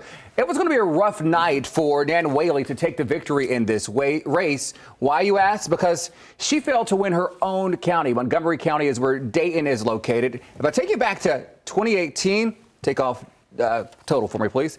You can see she failed to pick up some of the counties near Cleveland that Richard Cordray managed to pick up in 2018. So fewer counties for Democrats in this election. So the race now going to Governor Mike DeWine for his second term in office. He gave his victory speech thanking family and friends and said it's time to continue the work here in Ohio. Let's take a listen.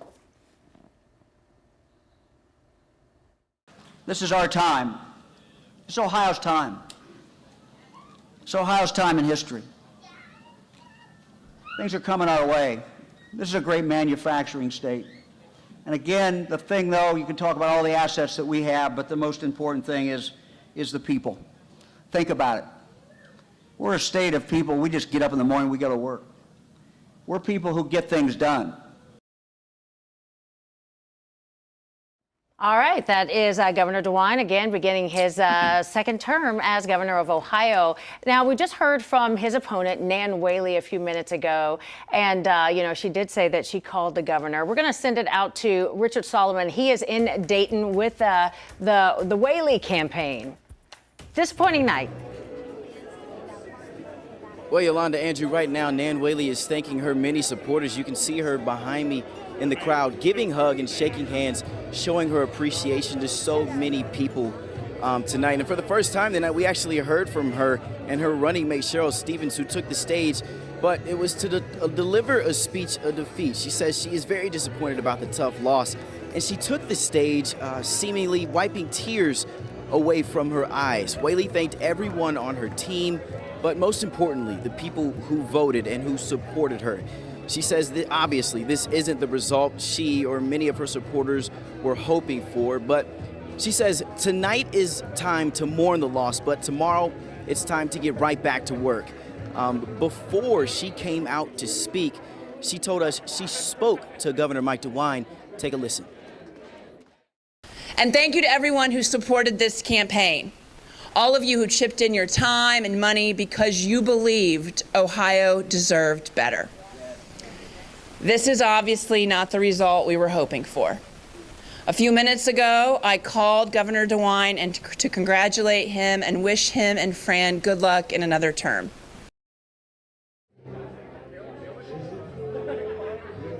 And Whaley went on to end that speech saying there is still enough fight in Ohio. And we will, of course, keep you updated on this, and I'll give you another live report at 11 tonight with more of her speech. For now, reporting live in Dayton, I'm 10 TV's Richard Solomon. Yolanda, Andrew. All right, thank you, Richard. All right, we're going to take a look at the U.S. Senate race right now, and let's see here. This is the race that many people have been watching tonight, Yolanda, and you can see as you had it zoomed in on the metro area, you're not going to see really many changes from 2016 to now and the Democratic Party here in the metro area. However, it looks like Ryan is picking up in the Cincinnati area and also over here in Montgomery County. That is where Nan Whaley failed to pick up in her own county. If you bring back down to the totals here, let's take you to the House. That is where there have been redistricting across the state, which is impacting, not negatively, the race for 3. That is Joyce Beatty. She is taking that one. If we just zoom out here, you can see the difference in her area. She still managed to pull that one off. Let's go to 4. And you see Jim Jordan again. The zone area of his constituents changing from 2020 to 22 now. As you can see, big difference here, but Jim Jordan continues to hold his seat in Washington. So no real big surprises so far tonight, I would have to say. No, not at all, but we are still watching it, and you can find those results online at 10tv.com on our digital platforms, where we continue our live coverage right now.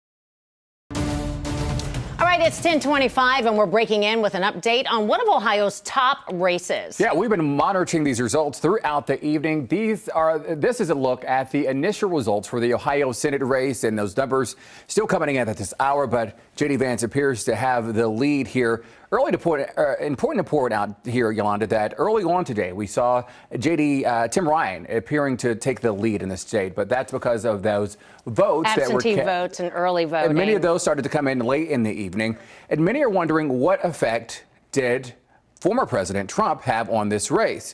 Well, we can use this technology here and show you how the state turned back in 2020 during the presidential race compared to where it stands now. And some would say he had some sort of impact on this race here tonight. And was here earlier this week for a last push for that. So we're going to let's go to the Tim Ryan camp first. Our Bryant Somerville is live in Boardman, Ohio. That's where they have been tonight. Bryant, what's the atmosphere there as results are still coming in and it's looking like J.D. Vance taking the lead? Yeah, Yolanda, right now it's a bunch of hurrying and waiting. Both of them quite at the same time. Everybody here at this event center tonight for Tim Ryan, with every passing moment, they become more anxious, more excited, more nervous. Insert adjective here as they await for these results to be final. So here's what those numbers look like right now. Vance is ahead of Ryan with 54% of the vote compared to Ryan's 46%. This with about 70% of the vote counted just as a few minutes ago. So now the question for Ryan supporters, in the remaining 30-ish%, can enough tallies for Ryan sway this election back in his favor? We will, of course, stay with this, and we will have more on this tonight coming up at 11 o'clock. Guys? All right, thank you, Bryant. Now let's go directly to his opponent. Yeah, our Brittany Bailey is live at the J.D. Vance camp in Columbus. And Brittany, quite loud there. Different mood where you are tonight. To see some key news there.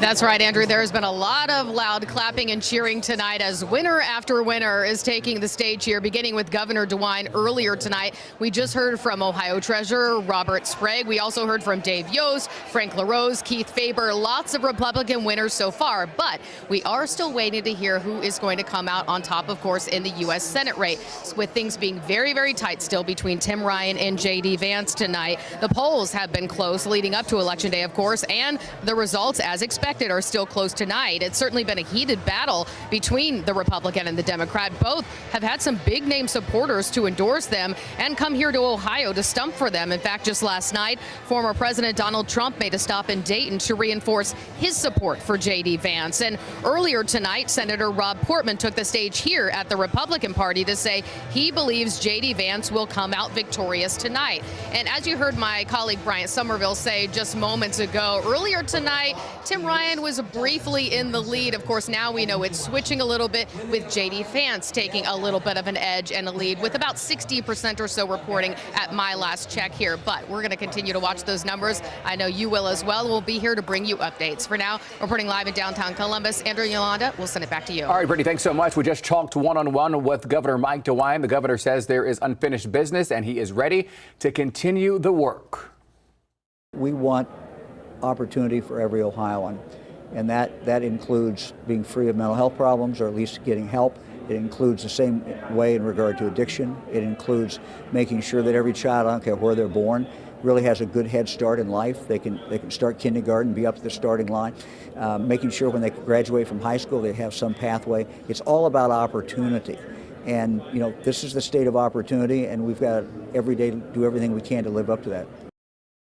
All right, Governor DeWine there. His challenger, Nan Whaley, had this to say shortly after DeWine spoke. And thank you to everyone who supported this campaign. All of you who chipped in your time and money because you believed Ohio deserved better. This is obviously not the result we were hoping for. A few minutes ago, I called Governor DeWine and to congratulate him and wish him and Fran good luck in another term. Nonstop to enter election results from 19 Central Ohio counties. So stay with us and you can see the results as they come in. All right, need to change batteries on both. Okay.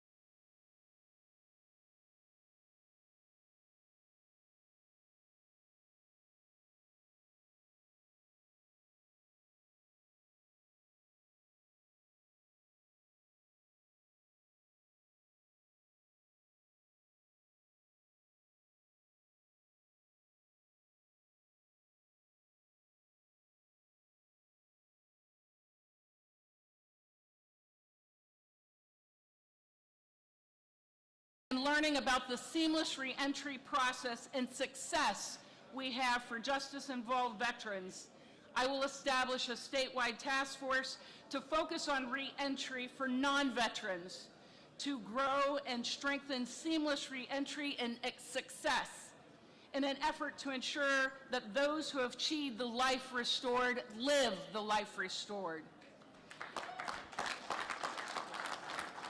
And I will create a regional task force to help develop and implement a mentoring program for at-risk youth in our urban centers, so they not only see a pathway to reach their full potential, but have the ability to actually reach that potential as well.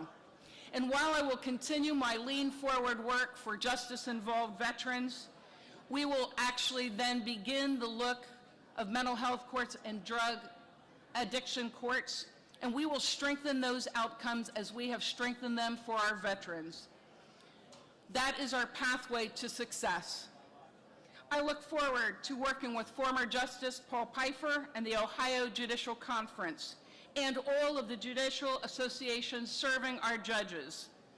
It is morning again at the Supreme Court of Ohio, and together, building collaborative problem-solving teams, we will find local solutions for local problems and address those challenges that every court faces together. May God bless all of you. Thank you for your time. Have a great night.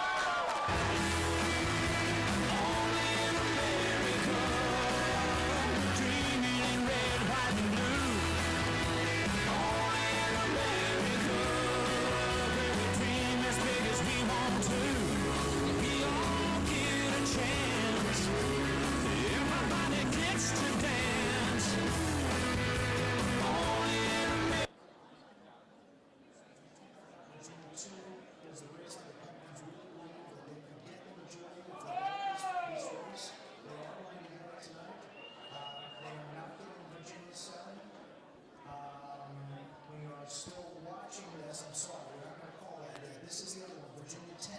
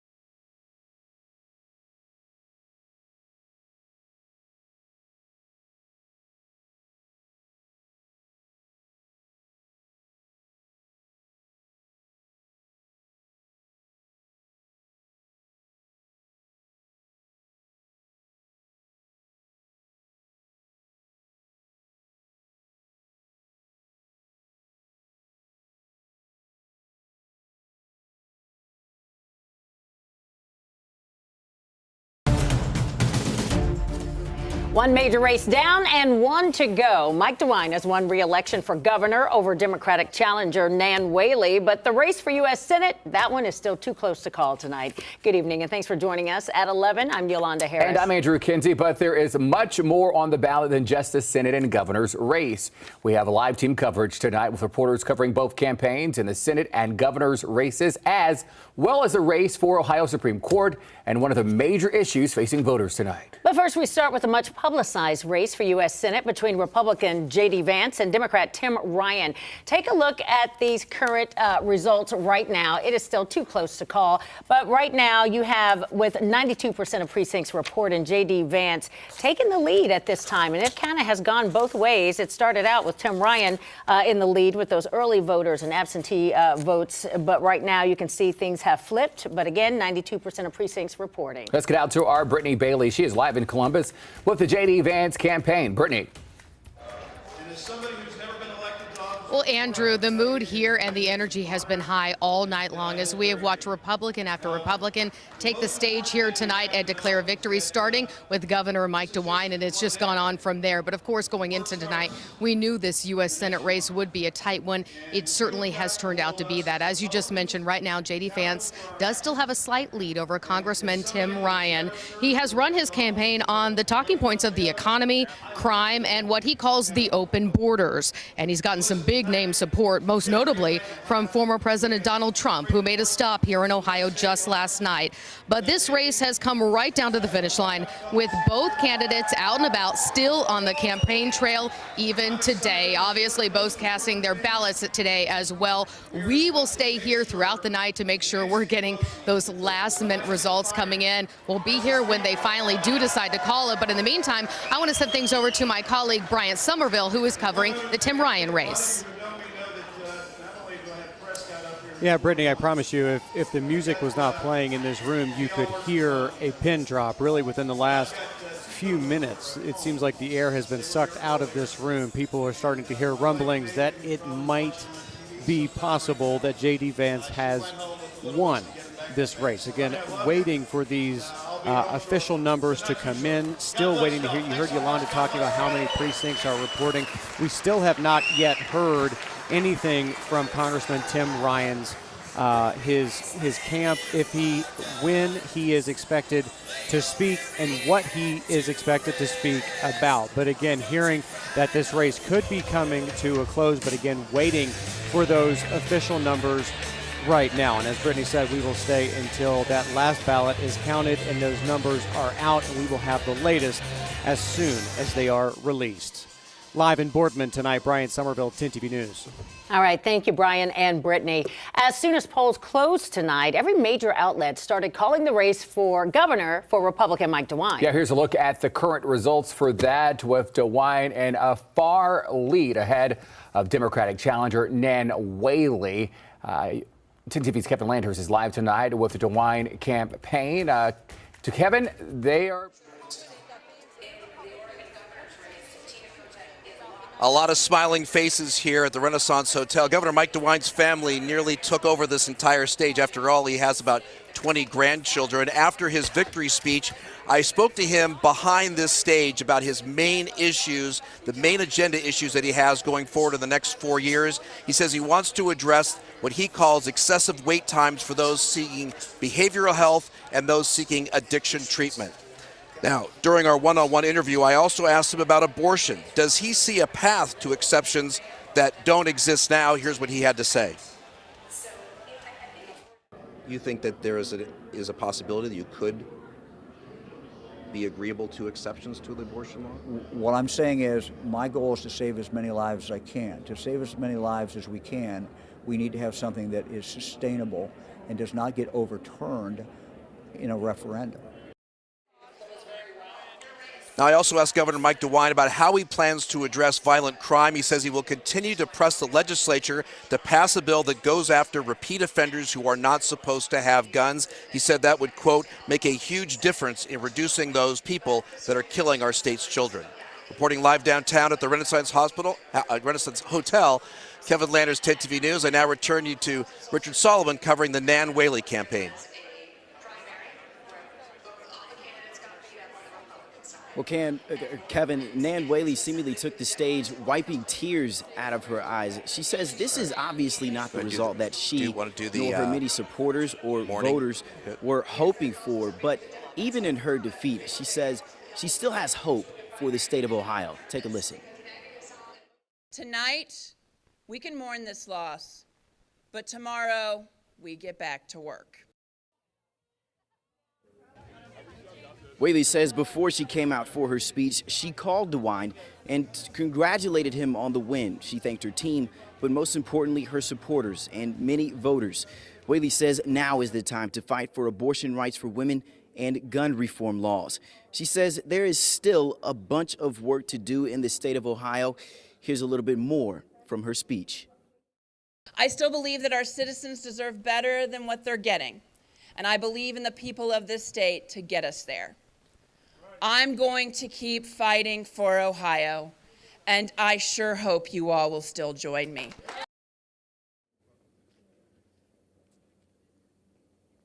And after Whaley did not do any interviews, she also didn't mention her future plans of running again. For now, reporting live in Dayton, I'm 10 TV's Richard Solomon. Yolanda, Andrew. Richard, thanks so much. Another major race we've been keeping a close eye on all evening long are the 3 open seats for Ohio Supreme Court. That includes the Chief Justice position, and here are the results there. All right, you see here, let's take a look at the race now between Democrat Terry Jamison and Republican Pat Fisher. You see this here, and this is with 95% of precincts reporting Pat Fisher, the incumbent, seeming to take the lead here and likely to win. Here are the results for the 3rd seat between Marilyn Zayas and Republican Pat DeWine. Incumbent Pat DeWine taking the lead here. That is, of course, the governor's son with 57% of the vote right now and 95% of precincts reporting. 10 TV's Bennett Haberly is live tonight with more on this race. Bennett? Yolanda, I think the big headline here tonight is that there will be no shift in power dynamic. The GOP will maintain control of the Ohio State Supreme Court. Just a few moments ago, we even heard from Judge Jamison, who conceded her race to Associate Justice Pat Fisher. We also heard a victory speech from Pat DeWine, the Associate Justice, who won his respective race. Here's what he had to say.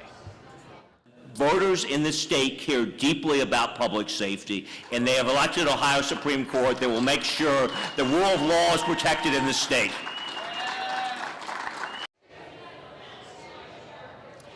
And with Republican Sharon Kennedy moving in potentially to that Chief Justice spot, that now opens up something for Governor DeWine to appoint another justice to the state Supreme Court. Big issues were involved in this race, obviously.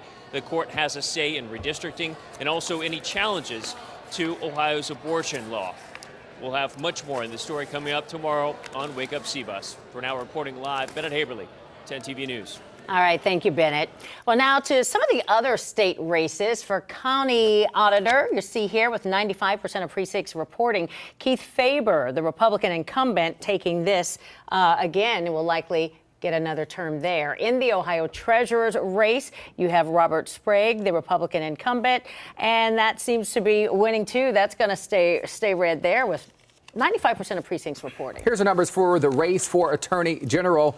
Dave Yost, the incumbent Republican, holding on to that position, and the results for Secretary of State.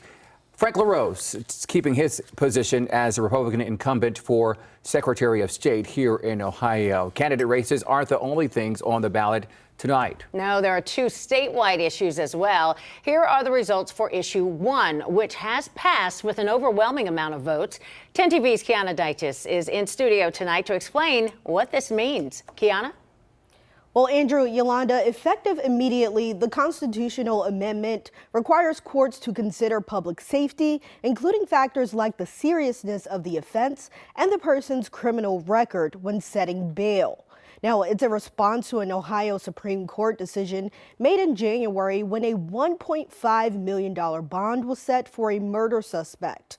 The court ruled that the high bail was unconstitutional and decided judges in Ohio would no longer be required to consider public safety when it comes to cash bail, saying it could lead to excessive bail amounts. Now, opponents say it'll unfairly impact poor people and people of color, while those who support the issue say it'll keep dangerous people off the that would allow judges to go back to what they've done all the history of our state, which is consider public safety when they're setting bail. And again, issue 1 goes into effect immediately. Yolanda? All right, thank you, Kiana. Well, here are the results for issue 2, which also won with a large amount of votes. This means only U.S. citizens who are at least 18 years old and have been a legal resident and registered voter for at least 30 days can vote in Ohio's elections. Now, Ohio is just one state with important races on the ballot. The control for Congress is at stake tonight. Ahead at 11, we break down who won some of the major national races and which ones are still too close to call. Plus, the winning $2 billion Powerball ticket was sold in California, but one man won $1 million and he didn't even play. Here's a look at your temperatures at this hour. Sitting at 48 degrees here in Columbus. We have a couple upper 30s on the map as well, but we're warming up tomorrow and staying in the upper 60s for a couple days before a big drop in temperatures. We're going to time out the rain.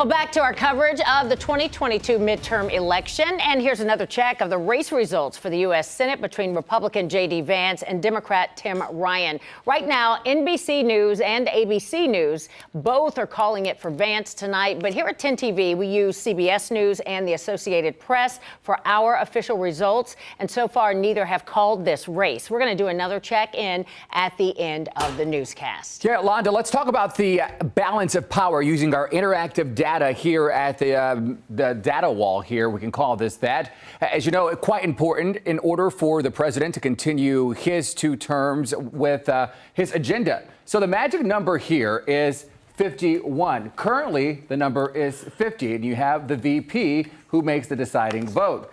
Tonight, we are still far from that magic number of 51. This may not be decided for several days and even weeks to come if that race down in Georgia goes to a runoff, which tonight it is still too close to call. Let's take you over to the House. The balance of power there. The magic number here in the House, 218. You see Republicans already at 198. They are likely projected to take the control of the House, meaning that the Democrats are hoping to maintain control of the Senate. Again, still too early to call both of these numbers tonight, but the balance of power in Congress, quite important to the democracy here tonight. Yolanda. All right, thanks, Andrew. Some of the key battleground states with key Senate races still have races too close to call tonight. Natalie Brand is on Capitol Hill with the latest results and the issues most important to voters nationwide. Voters across the country made their voices heard at the ballot box with control of Congress at stake. I've learned over the years that just voting for the president is not enough. In Reno, Nevada, some waited for an hour in the snow. Yeah, it's more climatic if you have to wait in a blizzard. CBS News exit polls show inflation and abortion were voters' 2 top issues. For me, it's the economy. Gas prices are high, grocery prices are high. I'm looking for a full Democratic majority that will uphold Roe v. Wade. Democrats have held slim majorities in the Senate and the House for the past 2 years. Historically, the party in control of the White House loses seats in the midterms. Pennsylvania is sending a very clear message to Washington. Pennsylvania's Senate race between Republican Mehmet Oz and Democrat John Fetterman is one of the tightest races. I voted for that guy. Officials say it will be days before all the votes are counted, and that's not a sign of election fraud. The delay in the countings of those votes is by design. It is deliberate. It is a decision of the Pennsylvania legislature. In Georgia's Senate contest, Democratic incumbent Raphael Warnock and Republican Herschel Walker are neck and neck. If neither candidate gets a majority of the vote, there will be a runoff in December. Natalie Brandt, CBS News, Capitol Hill. And we'll keep updating the results as they come in on 10tv.com and inside our 10TV News app. Now at 11, police working to track down an 18-year-old now charged in a deadly shooting at a Sheetz gas station in Columbus. Kimarion Ross is charged with murder and the death of 21-year-old Kevin Subnowski. He was shot last month while in a vehicle at the gas station. Police believe he was just in the wrong place at the wrong time. 11 other people still considered persons of interest in this case. Tonight, we also have an update on the city's most recent deadly shooting. Columbus police identifying the man who was killed in last night's shooting as 19-year-old Joshua Bean. Bean and a 21-year-old man were found shot last night on Germain Drive. Police say the second victim was taken to an area hospital in serious condition. No arrests have been made at this time. Well, the winner of the more than $2 billion Powerball jackpot isn't the only big winner. The owner of the California gas station where the winning ticket was sold, called Joe's Service Center, will receive $1 million. Oh, wow. The owner came to the U.S. from Syria in 1980 and built his business over the past 20 years through hard work and determination. He says he plans to share the winnings with his family, which includes 11 grandchildren. So congratulations. Woo, wonder who that is. Coming forward, $2 billion. Oh, I feel like we've been winning the lottery recently with our weather forecast because it's November and we're still talking warm conditions, but it won't last too much longer, you say, Ashley. No, we are going to be tracking some cooler temperatures. So just like the Powerball numbers that has gone down because somebody won, our temperatures are going to go down too. So here's a recap at the really warm conditions we have had so far for the month of November, where we had a few 70-degree days to kickstart the month. Now, today was 60, a little bit closer to that average high of 56, but still a little bit above where we should be. And we are going to get back into the mid, if not upper 60s over the course of the next couple days. So by the time we hit the weekend, you're not going to know what hit you. I mean, it's going to feel like a completely different season out there. So right now, 48 degrees. Winds are out of the east-southeast at 9 miles per hour. And our dew point is really low. So that's indicating some low relative humidity. And with some winds going into tomorrow, we're going to have red flag warnings that we're going to get to in just a second. But our current air temperatures range from the upper 30s to upper 40s. So 48 here in the city, 39 in London, 43 in Circleville, 42 in Lancaster, 45 in Newark and Delaware. Marysville also reporting 43. Over the next several hours, well, we probably bottom out in the low 40s tonight. So it might be just a couple degrees warmer than where we were last night. But overall, either side of 40 across the metro area for early tomorrow morning. Satellite radar shows how we have rather clear conditions, getting a little bit of cloud cover off of Lake Erie and then some cloud cover to our west throughout Indianapolis. So you might have a few thin high clouds mixing in going into tomorrow morning. But overall, we're tracking mostly sunny skies here in Ohio. Not necessarily the case, though, as you get off the Rockies and even parts of Nevada dealing with some snow showers out that way. And then we have some snow pushing up into Canada, but throughout Minnesota, Wisconsin, some rain showers, and that's really the closest system to us as we speak. But we're watching what's churning down in the Atlantic. That's Tropical Storm Nicole right now with sustained winds at 70 miles per hour, moving to the west-southwest at 10 miles per hour. This is headed for the eastern coastline, Atlantic coastline there of the Florida Peninsula. Likely going to make landfall late Wednesday, so late tomorrow, as a Category 1 hurricane by Fort Pierce, Florida. Then there will be tropical storm force winds pushing between Tampa and Orlando before pushing up the eastern seaboard. Now that's going to skirt just south of the Ohio River, but could bring some rain showers to our area come Friday. So tonight, 41 degrees for the overnight low. For tomorrow, we get in the upper 60s, as mentioned, paired with plenty of sunshine. Here's that red flag warning from 10 a.m. to 6 p.m. tomorrow. That's fire weather, so you just can't do burning during those hours for our southeastern counties. But looking ahead to that next weather maker, there's that low pressure system from Nicole bringing showers as early as 7 a.m. on Friday. Then that cold front starts to sink down. And so we're going to see those showers lingering into the afternoon Friday before pushing out Friday evening. So that's the timing of it for you on Friday. And that's the only day we're tracking rain. Looking at your full forecast behind that cold front that pushes from west to east, then the temperatures tumble. So you wake up Saturday morning right around freezing. Highs only get into the low 40s. And then for a long stretch going into next week, those overnight lows will be in the 20s and highs will be on either side of 40. That's feeling much more like late December than November. But hey, we've been feeling like we've been in early fall compared to November. So you just flip the switch and it's a big flip in those temperatures. Yeah, brr. All right. Ashley, thanks so much. All right, Dom joining us now with a look at what's coming up tonight in sports. Well, a huge game for the Ohio State women's basketball team. 5th-ranked Tennessee coming to town. We'll show you how it went, plus the playoff ranking is out. Where are the Buckeyes ranked this week? We'll have that and much more coming up next in sports.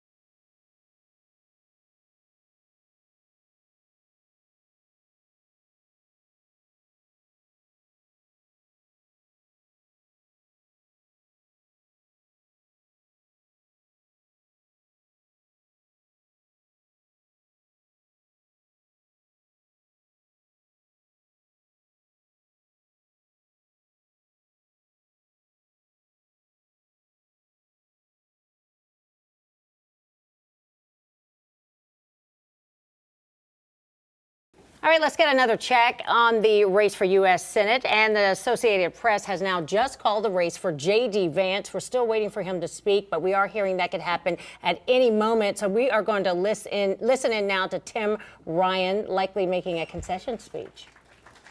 I just want to say to all of you that I am absolutely filled with gratitude. I am an extremely lucky guy, and I am grateful for a beautiful family. I have the most amazing wife that you could ever imagine. And I'm going to let you all in on a little secret that you saw the commercial, right? 7 out of 10. Crack a bottle of wine, right? That was a lie. We crack a bottle of wine if we hit 4 out of 10. If we hit 5 out of 10. We hit 6 out of 10. 7 out of 10, we get the good bottle of wine out. That's the truth. But my wife is the most amazing mom. She was the most amazing school teacher. And she is an amazing wife. She quit her job. You know, you wonder if you get support from the people that care about you. My wife quit her job to jump on this campaign because she felt like it was that important. And we in the Ryan clan, we've got one rule: no regrets. No regrets. And my wife quit her job and stood by me, and she traveled with me, and she was amazing. Those of you who got to hear her speak towards the end of the campaign, she was just amazing, and she's my best friend, and I'm a lucky guy. I'm a lucky guy. I'm a lucky guy. And we have 3 beautiful kids that have just been amazing. And those of you, somebody asked us during the campaign, they said, that commercial with the 2 kids, the 2 older ones, they said, were those yours or were they actors? And I said, no, that was really them. You know, one said disgusting and one said, yeah, that's gross when we kissed each other. I said, you know why they were so good at that? Because that's what they say to us. And Mason and Bella have enriched my life since I met them when they were 4 and 5 years old. And they have made me a better dad, better stepdad, and a better congressman. And I can't.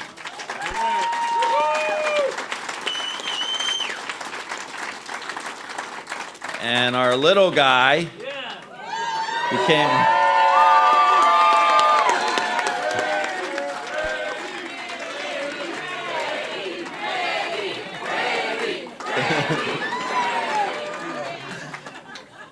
He brings so much joy to us, and not just the hour flag football games on the weekend, but every single day. And he's just a great kid who ended up speaking during the campaign too. He had a 2-minute speech that he kept delivering, and he delivered it 5 times in a row. And he said, "I think I want to change this up a little bit."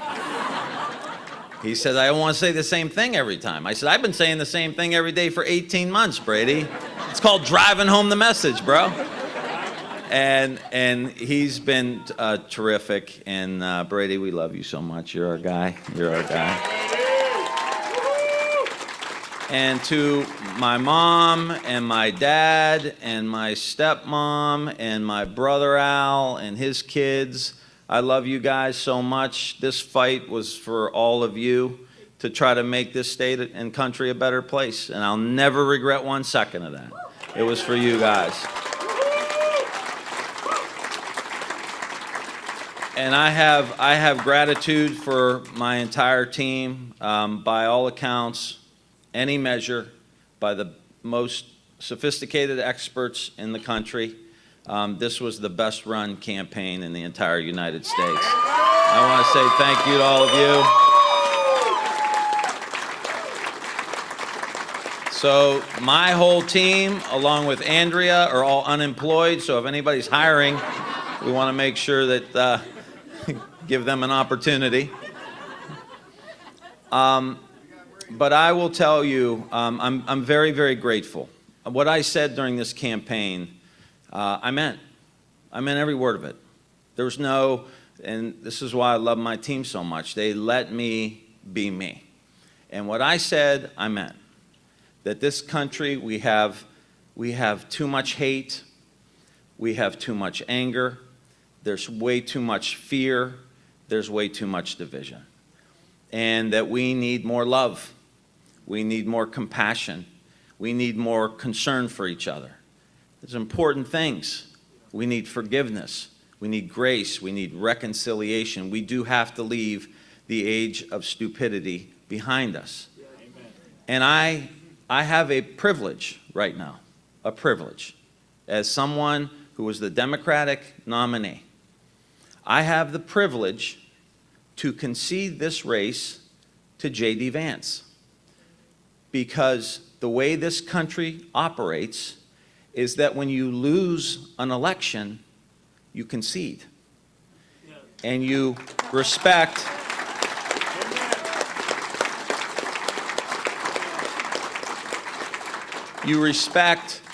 the will of the people, right? We can't have a system where if you win, it's a legitimate election, and if you lose, someone stole it. That is not how we can move forward in the United States. This is an essential country, right? And I've said it all throughout the campaign. This is a country built on freedom. This is the essential nation versus China and Russia, countries that don't have freedom of speech, freedom of the press. They have ethnic cleansing. They put their political opponents in prison. And I am concerned that this country, as we move forward, it may get worse before it gets better. But we need good people who are going to honor the institutions of this country that have brought us to this point. And we have an idea and an understanding that the one thing we know for sure, is that our kids and our grandkids are going to live together. They're going to live together. We know that. And the question is, what kind of country are they going to live in? Right? Are they going to live in a country where they're being forced to hate each other? Or are we going to give them a country where we can have honest disagreements, where we can respect each other, even though we may come to different conclusions? That's really what's at stake here. And when I talked about the exhausted majority, I meant it. Democrats and Republicans and independents, good-hearted people, have to fight the extremist movement happening in this country. And that's what the call is for all of us. The highest title in this country is not president. It's not vice president. It's not senator. It's not congressman. It's not doctor or lawyer or quarterback. The highest title in this land is citizen. And we have an obligation to be good citizens. And when I called JD to concede, I told him, I said, you have got to take care of the working class people in this country, because the working class people have been forgotten. And if you got a lot of money, if you got a lot of power, you're good. But it's the working class, and that's why I was so proud of the effort that organized labor put behind this campaign. So proud. And in so many different ways. My favorite was the Toledo IBEW motorcycle gang. The motorcycle gang that rolled around with us for such a long period of time. Let me say just one last thing. We're ordinary people. this is an ordinary family. You know, we're ordinary people. Niles, Struthers, Mahoning Valley, ordinary people. But this country has been fueled by ordinary people doing extraordinary things. And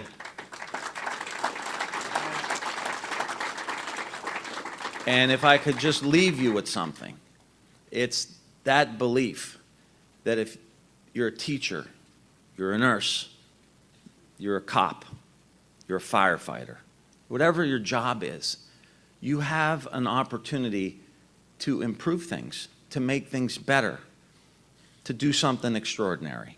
And while it didn't work out in this particular race for the United States Senate, I met so many people that are counting on the leaders of this country to make things better.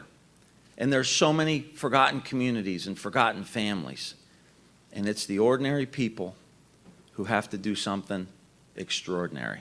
And the challenges are going to be great as we move forward. They're going to be great. See some of the people that are going to walk into the United States Senate. We got a lot of work to do in the United States of America. And this family pledges, and whatever step is next for us, that we will continue to be in this fight because it's too important. Yes. It's too important. Yes.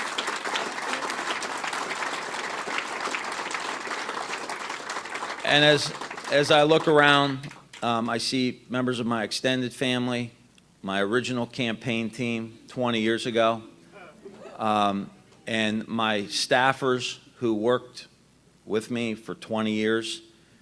We made, guys, I'm talking directly to you, we made this community a better place over the last 20 years.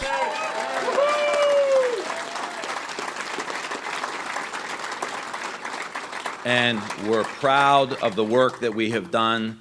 The work continues. And I will just end, as I ended so many of my other speeches, with what Bobby Kennedy said at the end of his speeches when he ran for president. I do not promise you ease. I do.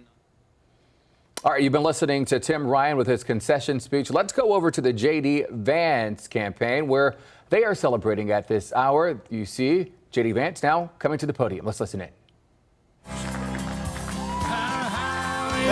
Thank you all so much. Oh man, what a night. I love you guys too. Wow. Thank you guys. I love you. Wow.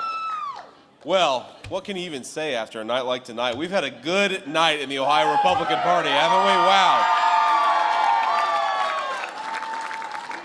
So look, I believe I'm the last thing standing between you all and a very, very fun night of celebration. So I'll try to keep my remarks pretty brief here. The first thing I got to say is just, you know, I am overwhelmed with gratitude. Really, I cannot say thank you enough. I cannot express possibly in words how grateful I am, first to the people on this stage with me. And I just want to say, you know, you can't do this without your family's support, and especially my beautiful wife, Usha. Thank you so much for letting me do this.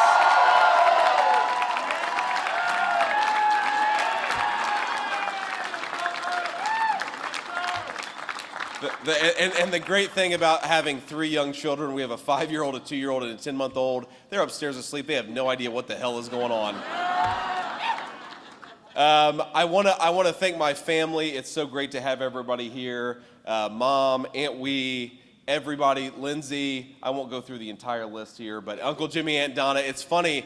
My family helps keep me grounded as we were walking down here. My aunt said to my uncle, "Aren't you glad that he won? That would have been a terrible ride home, right?" That's what we're thinking here in the Vance family. We're staying on top of the important stuff.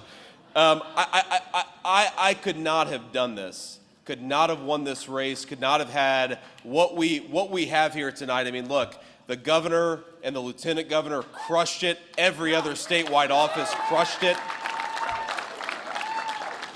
I'm so grateful to Mike DeWine and John Houston. I'm so grateful to Bob Paduchik for helping us cobble together a unified Republican team, and we won big, ladies and gentlemen. What an incredible thing. Oh, my Lord. And I got to say, of course, I had so much fun going around campaigning with all the statewide officials. I had so much incredible experiences getting to meet people all across the state of Ohio. But thank you to the Ohio Republican Party. We just got a chance to govern. We just got a great chance to govern, and we need to use it. And I promise to all of my friends who are going to be at the State House, to all of my friends who are going to be at the state capitol, we need better leadership in Washington, D.C., and that's exactly what I promise to fight for every single day.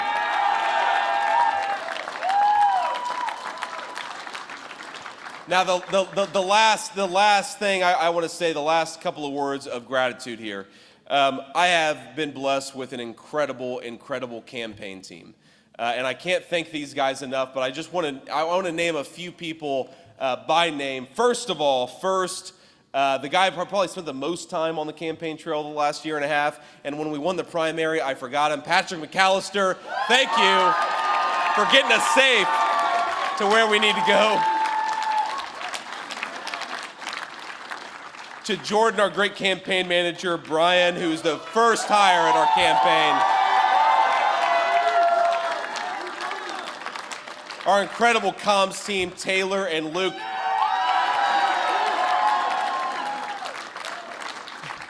And you guys may have noticed that the national media was very interested in our race. So Taylor and Luke had their hands full. God bless you guys. Thank you. Will Martin and Matt Williams, who did everything that we asked them to do and did it very well. Thank you, guys. Couldn't have done it without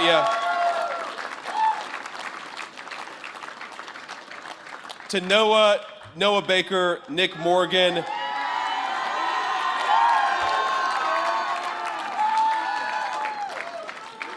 and Matt Middlestate, who kept us on time, made sure we got where we needed to go, and made sure we did everything we needed to do. And then I want to thank so many, the people helping us build coalitions all across the state of Ohio. And it's such an important job because, of course, now that I'm the senator-elect for the great state of Ohio, we're just...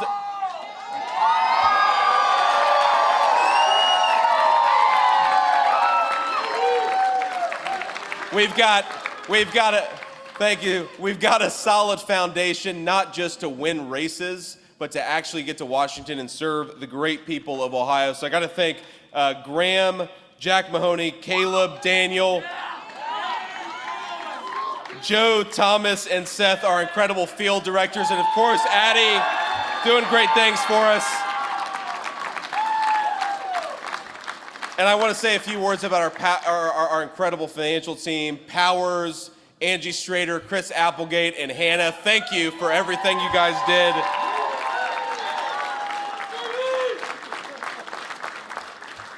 And finally, let me just say a few things about the three guys who I think constantly were in my ear about what we needed to do, about how we needed to execute this campaign. My dear friend, Jay Shabria, thank you for everything that you did. Andrew Sarabian, a great guy, a Massachusetts guy, but still a good guy. Welcome him to Ohio, ladies and gentlemen, Andrew Sarabian. And I, of course, thanked Jordan Wiggins. I also want to thank Luke Thompson for everything that you did helping us on the outside. So there's the thank yous. All right, there's the thank yous. All right, we'll give you another look at the final tally for this Senate race now officially being called here. If we can pull those numbers up. J.D. Vance, 54% going to D.C. Tim Ryan going home tonight. All right, thank you for joining us tonight on this election evening. We'll have more results and the latest on this election night on Wake Up CBUS bright and early in the morning. The Late Night Show with Stephen Colbert is coming up next. Good night. And because of you, I get a chance to do it. I got to... Leading the election is very gracious, and I appreciate Tim making the effort there. Look, I know Tim Ryan, we obviously disagree on a lot of issues. The guy loves the state of Ohio, but I appreciate the gracious phone call. I appreciate the effort that his campaign put in. Thank you.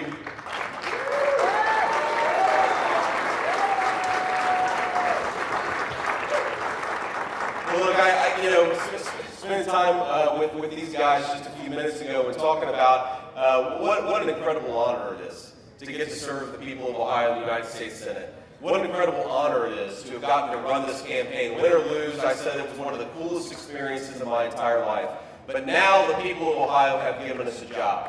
And what we need to do over the next couple of years, over the next 6 years, for the full length of this Senate term, whoever's in the majority, whatever the president looks like, we have a very simple job to do. It's to go to work every single day and fight for the people of Ohio, fight for our workers.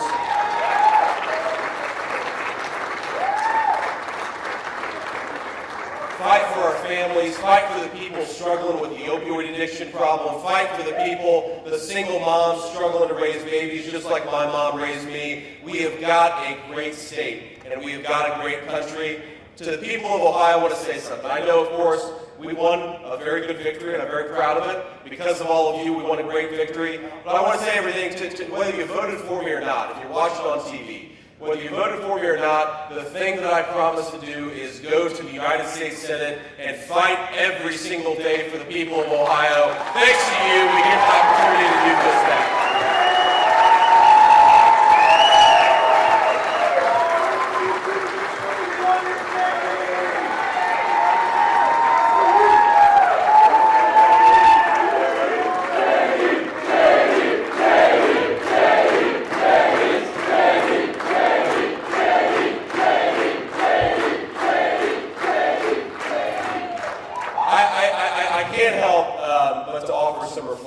Every single person on the stage knew my beloved Mamaw, the woman who raised me. And she died right before I left for Iraq in the United States Marine Corps. And you guys have heard me talk about her, what an incredible woman she was, what an unusual woman she was. You know, we joked that if we could wheel her up here today, she would drop probably about 5 F-bombs on national TV with all these cameras looking at us. But she was a proud product of working people. She believed in the American dream. She believed in the promise of this country. And I guess my simple promise to you, to everybody here, you're not always going to agree with every vote that I take. You're not going to agree with every single amendment that I offer in the United States Senate. But I will never forget the woman who raised me. I will never forget where I came from. And I will never forget the great people of Ohio. Thank you for this honor to serve you. I'll fight for you.